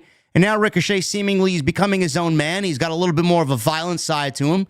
He's taking advantage of Swerve. You keep that momentum going. You don't stop it because Swerve needs a win. You need to go and give Ricochet the momentum he needs. And you do that by winning. You do that by giving him a win. And Samantha helps him. We revisit it somewhere down the line where Swerve can get his win back after Ricochet has done his wins. I thought this was a very good main event. It was a decent show, but it was Full Gear. B-Man says it was Full Gear. There you go. Thank you. This was a decent show that did nothing to restore the feeling, that did nothing to get you excited about next week. The shows have been so bad that when we get a good show, people think it's a great show. It's not a great show. As evidenced by some of the shit that they continue to fail on still. No semblance of a story at all. And if there is a story, they refuse to tell it. If there is a story or something needs a story, they refuse to go to lengths and efforts to tell a story and make sense of anything. They got a big problem. When things change, you will know. I will let you know. This was a decent show in a string of bad shows. Of course, this one is going to feel even better than it is because the rest of the shows this year have been fucking terrible. Thank you guys for all your support. Appreciate you guys hanging out with me tonight on this AEW Dynamite post right here on OTS. Tonight we're sponsored by DraftKings. Once again, make sure you guys get in on all the action for the big game this Sunday. Chiefs, Eagles, Super Bowl. There's no better way to get in on the action than DraftKings. Make sure you guys download the DraftKings Sportsbook app. Use my promo code JD from NY.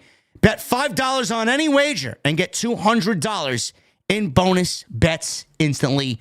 Tonight's Dynamite post is sponsored by DraftKings. Super Bowl 59 is right around the corner, guys, and it is the perfect time to get in on all the action with my partners over at DraftKings Sportsbook. Right now, all new customers who use my promo code JD from NY, you bet $5 on anything and get $200 in bonus bets instantly. Once again, download the DraftKings Sportsbook app. And all new customers who use my promo code JD from NY, bet $5 on anything and get $200 in bonus bets instantly. This is your shot to make every last play a moment to be remembered. It is the biggest sporting event of the entire year, guys, and there's no better way to get in on all that action than with DraftKings Sportsbook. Download the DraftKings Sportsbook app and use my promo code JD from NY. All new customers who bet just $5 on anything will get $200 in bonus bets instantly. Now, you're probably wondering, JD, what could I use those $200 in bonus bets on? Stay in on that action and use those bonus bets on DraftKings same-game parlays for a shot at an even bigger payout. Combine multiple bets from the same game. And if you love the thrill of live betting, DraftKings has got you covered. Bet live on in-progress games right as they happen, making watching that game much more exciting. And if sports betting is not yet available in your state, don't worry. DraftKings is the one-stop shop for all things daily fantasy, where you can join in on all the fun and have a shot to win cash prizes. So get ready for the big game and download the DraftKings Sportsbook app and use my promo code JD from NY. All new customers who bet just $5 on any wager will get $200 in bonus bets instantly. Once again, that's promo code JD from NY only at DraftKings Sportsbook.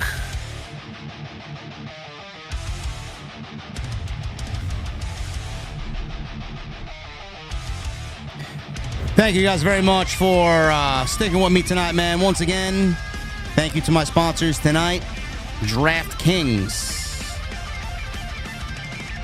Let's get into these super chats and get the hell out of here tonight, man. We are starting with Michael Krause with a $2 super chat. Jesse and OTS. Happy early birthday, JD. Yeah, thank you, Michael. He also says, have a great birthday, my friend. Thank you, Michael. Gabriel Boss with a super chat. I'm not a fan of CF, but she is right.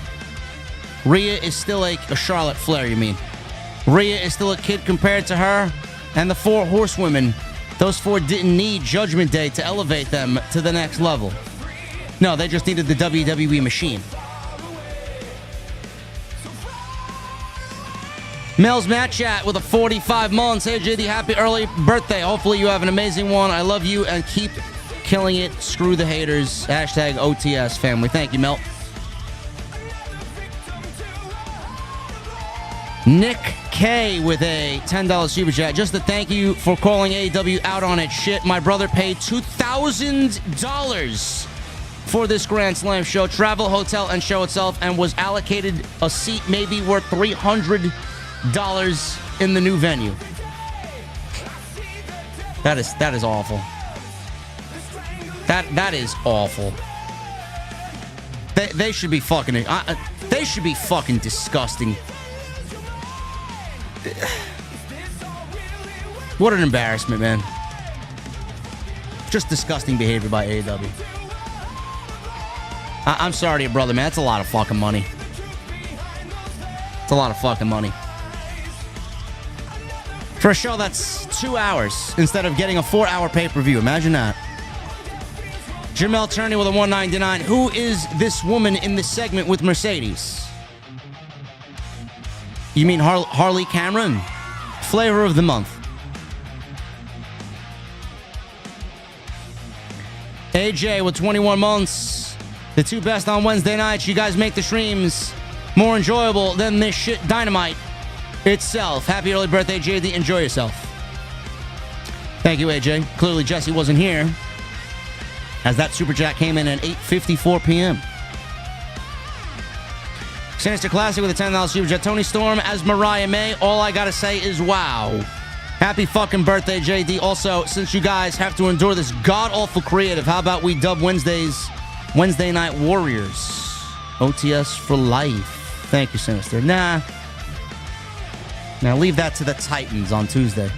Joey Taylor with a $5 Super Chat. Can we move on from Mariah and Tony? I don't get RJ City's and Tony Khan's obsession with making Tony a 4-time AEW Women's World Champion.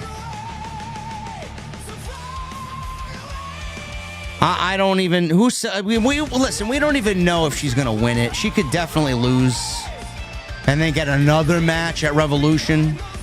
But it's Australia. I don't see why they wouldn't give her the title in Australia. Where do they go from here? Twisted Creech, 96 with a $4.99. Crazy how we had Raw and NXT last week here in Atlanta, and now Dynamite tonight. And MLW Super Fight 6 is on Friday. Lots of wrestling here lately. I think everybody's kind of keeping eyes on everybody else. That's what I feel like we're doing.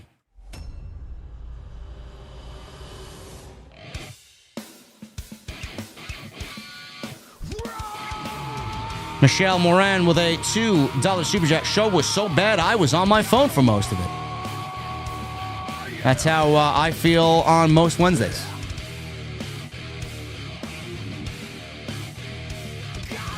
Oh, Jocelyn Cara with a $4.99. What the fuck happened to MJF? Bro went from the most must-watch promo on the show to the most predictable promo.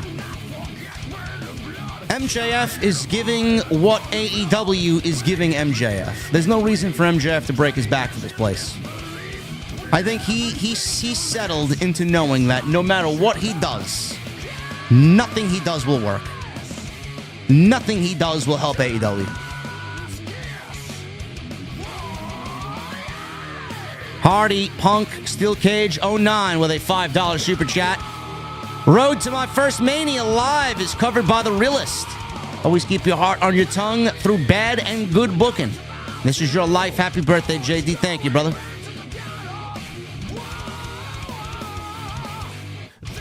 Sidro with a $5 Super Chat. Why do lactose intolerant people never smile in photos? Because they can't say cheese. Sounds like Solomonster.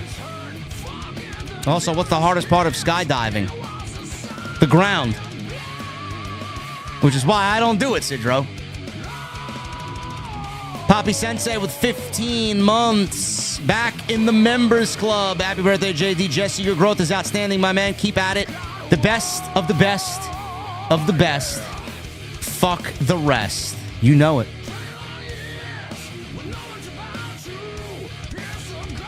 Robert Hurt with 47 months. Happy birthday, JD. You're the best at what you do. Keep up being #1, bro. Thank you, Robert. Appreciate you, man. Robert Hurt is one more month away from the elusive Mustang emote. Tribal Chief with a $2 Super Chat. Happy birthday, JD. OTS for life, pal. Thank you, Tribal Chief. Sidro with a 5. I went to my support group and met Dipsomaniac, Drunkard, Sop, Lush, Rummy, Wino, Drunk, and Binger. It was Alcoholic Synonymous.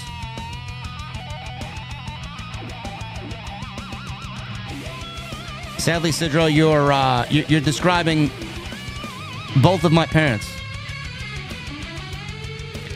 Keith Hobson with a 10 months. Happy birthday, JD. OTS for life. Thank you, Keith. Chris Lloyd with a 5. Week after week, we hear we hurt people. What a shocker.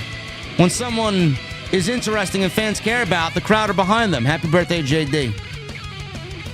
Yeah, they chant it. They just got to get it in sync with the theme song. So it sounds a lot cooler. Amanda with a 10. Happy early birthday, JD. Enjoy your day. I will try to do that, Amanda. Thank you.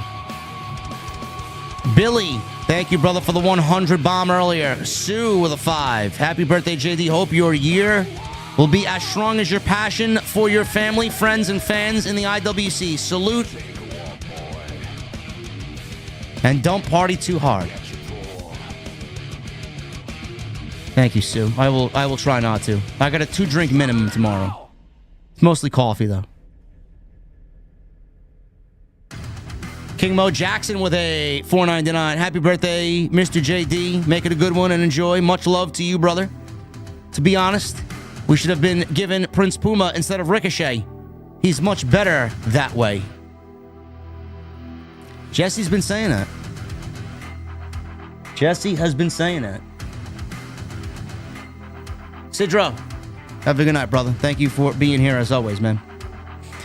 Armando with a 23 months. Happy birthday, JD. Whenever you come by the Bay Area, I got some good breweries to take you to. By the way, I repeat, Stephanie Vacker. Oh, my goodness, bro. That woman is a work of art, bro. She survived the NXT parking lot last night. She can do it all. Gangrene David with a $2 Series. Happy birthday, JD. I gotta buy you a drink one day. Hopefully that happens, brother. Captain Solo with a $5 Super Chat. Many, many loins are tingling tonight due to Toni Storm in that outfit. Yeah. You know it. She's always been beautiful. It's just hidden behind the timeless Toni Storm character. King Mo Jackson with a $4.99. I'll say NXT has been slightly better with Oba as champion, but Lexus King gives me Chris Jericho vibes. I'd love to see him on the main roster. I watched NXT last night. The show is fucking so bad. Everybody's like, oh, you're not doing TNT, do an NXT review. No, I legit feel depressed every time I watch that show. It is fucking awful.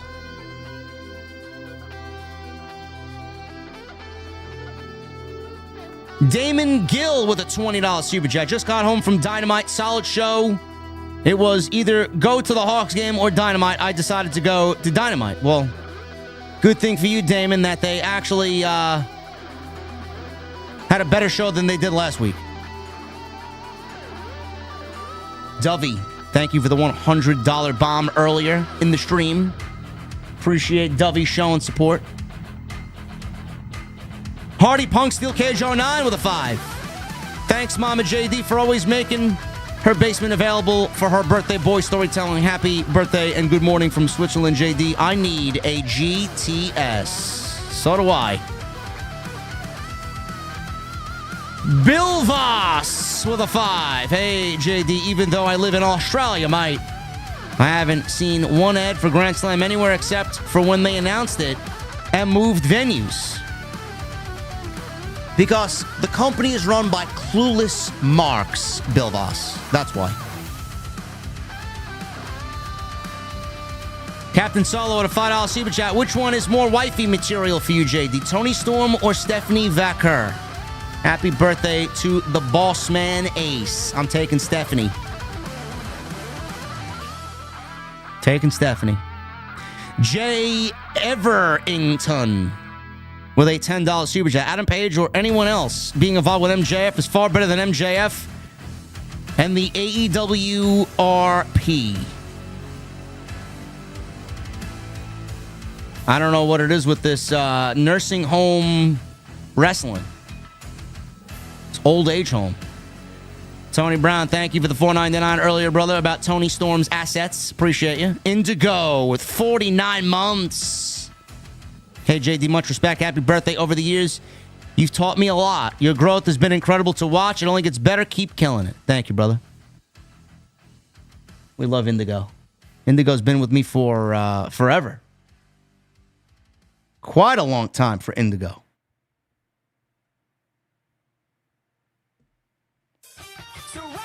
Prince Petey with a $2 Super Chat. Happy King Day, bruh.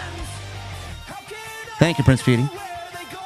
Boss Top Rich with a $1.99. Happy birthday, my Aquarius bro. Mine is the 18th. Well, happy early birthday, brother. My brother's on the 16th. A lot of February birthdays, man. A lot of February birthdays. Jesse, me, My brother, Boss Top Rich. Love it. HD the King Savage with a $9.99. Happy birthday, JD. OTS venue for life. Absolutely. Josh Herman with a $4.99. As I'm watching Raw and Gunther came out to confront Jay, I had thought that Gunther does MJF's gimmick better than MJF. Agree or disagree? No. No. Is Gunther a better wrestler? I would take Gunther over MJF. But a better promo? No. Tanmay with a $1.99. It leaves me a birthday cake emote with a 1 candle on it. Thank you, brother. Osakui, thank you, brother. $100 bomb from my guy, Osakui. Appreciate him as always. Mr. Dark Ace for the $2 super chat. Happy birthday, JD. Gonna celebrate mines on Saturday. I'm going out to dinner at a restaurant tomorrow night. Couple of old fashions and some nice hipster coffee. Consume my day. Krana Shah with a 5. Happy birthday, JD. Hope it's a great one. We share the same date. I'll be 34. Love your streams, your honesty, and your passion. We believe in JD. Krana Shah, happy birthday. Nice to have a tag team partner on February 6th. J-Ray with a 5. JD, you keep talking about wanting stories from AEW. What kind of stories do you want? What storyline will satisfy you? Give a few examples. Everything they're not doing right now. That's your answer. I don't want to see anything they're doing right now. Long-term vision. Long-term vision. I want a beginning, a middle, and a fucking end. I want to feel emotionally satisfied. I feel nothing. I feel nothing. It's like watching a fucking last place baseball team. You feel nothing as you watch 2,000 people fill the fucking stadium of 50,000. Because nobody can be bothered to show up and spend money on a fucking dead team. Jose Perez with a $1.99. Happy birthday, JD. Continued success. OTS for life. Thank you, brother. Tony Brown with a $9.99. Happy birthday, young JD. I would bomb too if I could, but I'm a disabled Army veteran. Brother, you're in here every fucking stream, bro. You don't need a bomb. Tony Brown is the bomb.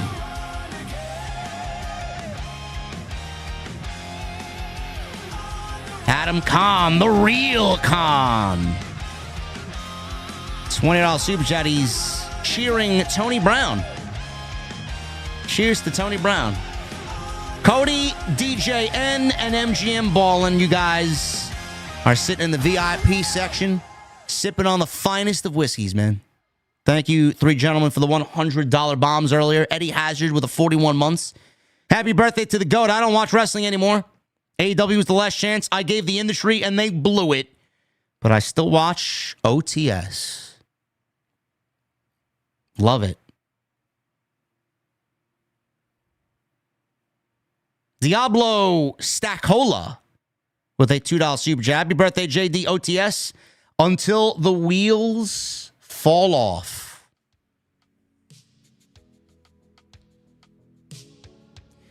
David Thiering with 9 months. JD, can your guy Salrex make that Pac-Man as an emote for these AEW streams? No big deal if it was, if not, was just curious. Thank you, sir. I may eventually get something made. I gotta get I want to get some new emotes for 60 months, 72 months. I just don't know what I want to do yet. Yes, a Pac-Man emote is as long as Mercedes is in AEW, absolutely. Inferno Fireboy with a 3. Okay, show, but I still feel nothing. That's all it is, brother. You don't feel anything. You don't feel anything watching these shows. Captain Solo with a $5 super chat. At this rate, MJF will be feuding with Brutus Beefcake by summertime.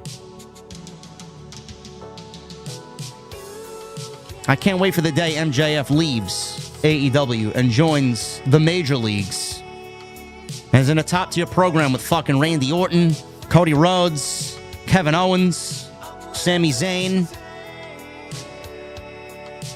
Eric Newton with the 30 months. JD, I'm hoping Gunther retains at WrestleMania so we can build up for Ilya Dragunov versus Gunther for the title at next year's Mania.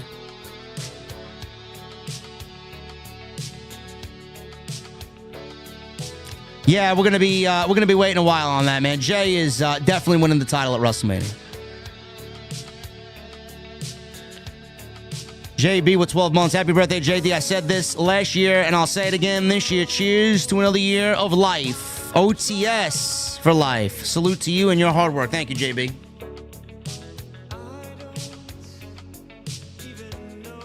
Hardcore Kevin with a $2 super chat. JD, happy 25 years old. Well, thank you, Hardcore Kevin. How'd you know? John Orto Laza with a $2 super chat. Happy birthday, JD. What's it gonna take for Tony Khan to learn? If this Grand Slam debacle hasn't made him learn a thing, nothing will. Gold Standard! $20 super chat. AEW can't book, and what is happening to MJF is hurting his stock for a future run in the only real wrestling company, the WWE. No, it's not. It's only hurting AEW stock because they're showing everybody that they don't have any creative direction. It's a statement that they have zero creative. Jason Barker with a $10 super chat. Hey, JD, happy birthday, my brother. I sent you my address in the DMs. I got it, man. Everything's going to be shipped out next week. I got you. I got Tommy Brannigan, and I'm still waiting on Chris. I think his name was Barcinas. Yeah, I'm waiting on him. Waiting on him. I might have to mention a couple times. I don't know what shows he watches and what shows he don't watch. Chi-Town Goat with a $1.99. Played Super Mario RPG mostly throughout the show. That's a banger fucking game. It's a banger fucking game. Hollywood Eric with 22 months. Happy 23 months in the venue. Happy birthday, my tribal chief. You are my wrestling knights. You, Jesse, and Salamance. I love you, JD, OTS for life. Well, thank you, Hollywood Eric. Appreciate you, brother.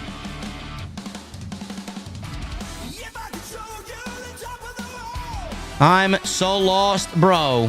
With a $5 super chat. Walking into Grand Slam with a Hulkamania hoodie to rile up the sickos. Also, happy birthday, JD. You the best in the space. Thank you, brother, for the laughs and for the facts. Thank you very much, man. Guys, thank you very much for everything. Appreciate you all for hanging out tonight. You guys killed it again. We're on our way to having the best February of all time, man. You guys are fucking great. Lewis with a 5. Happy birthday, my brother JD. Best for business. And Sean with a 1 month. Happy birthday, brother. Love the honesty and all your hard work. I appreciate all you do. Prayers to Jesse and Jason. Love all that you guys do. Thank you very much, Sean. You guys are great, man. Next time you see me will be tomorrow. Big video going up tomorrow. Fridays, the next time you see me live. Right here on the channel. Hit that thumbs up. Let me know what you thought of Dynamite tonight. Follow me on social media at JD from NY206. Twitter, Instagram, TikTok, and Cameo. Hit that subscribe button down below. Turn on the bell. And go check out all the other content on the channel. Because why? Like the song says, we are the best of the best of the best. I'll see you guys tomorrow and then Friday back live here for SmackDown on Off the Script. We'll see you guys later.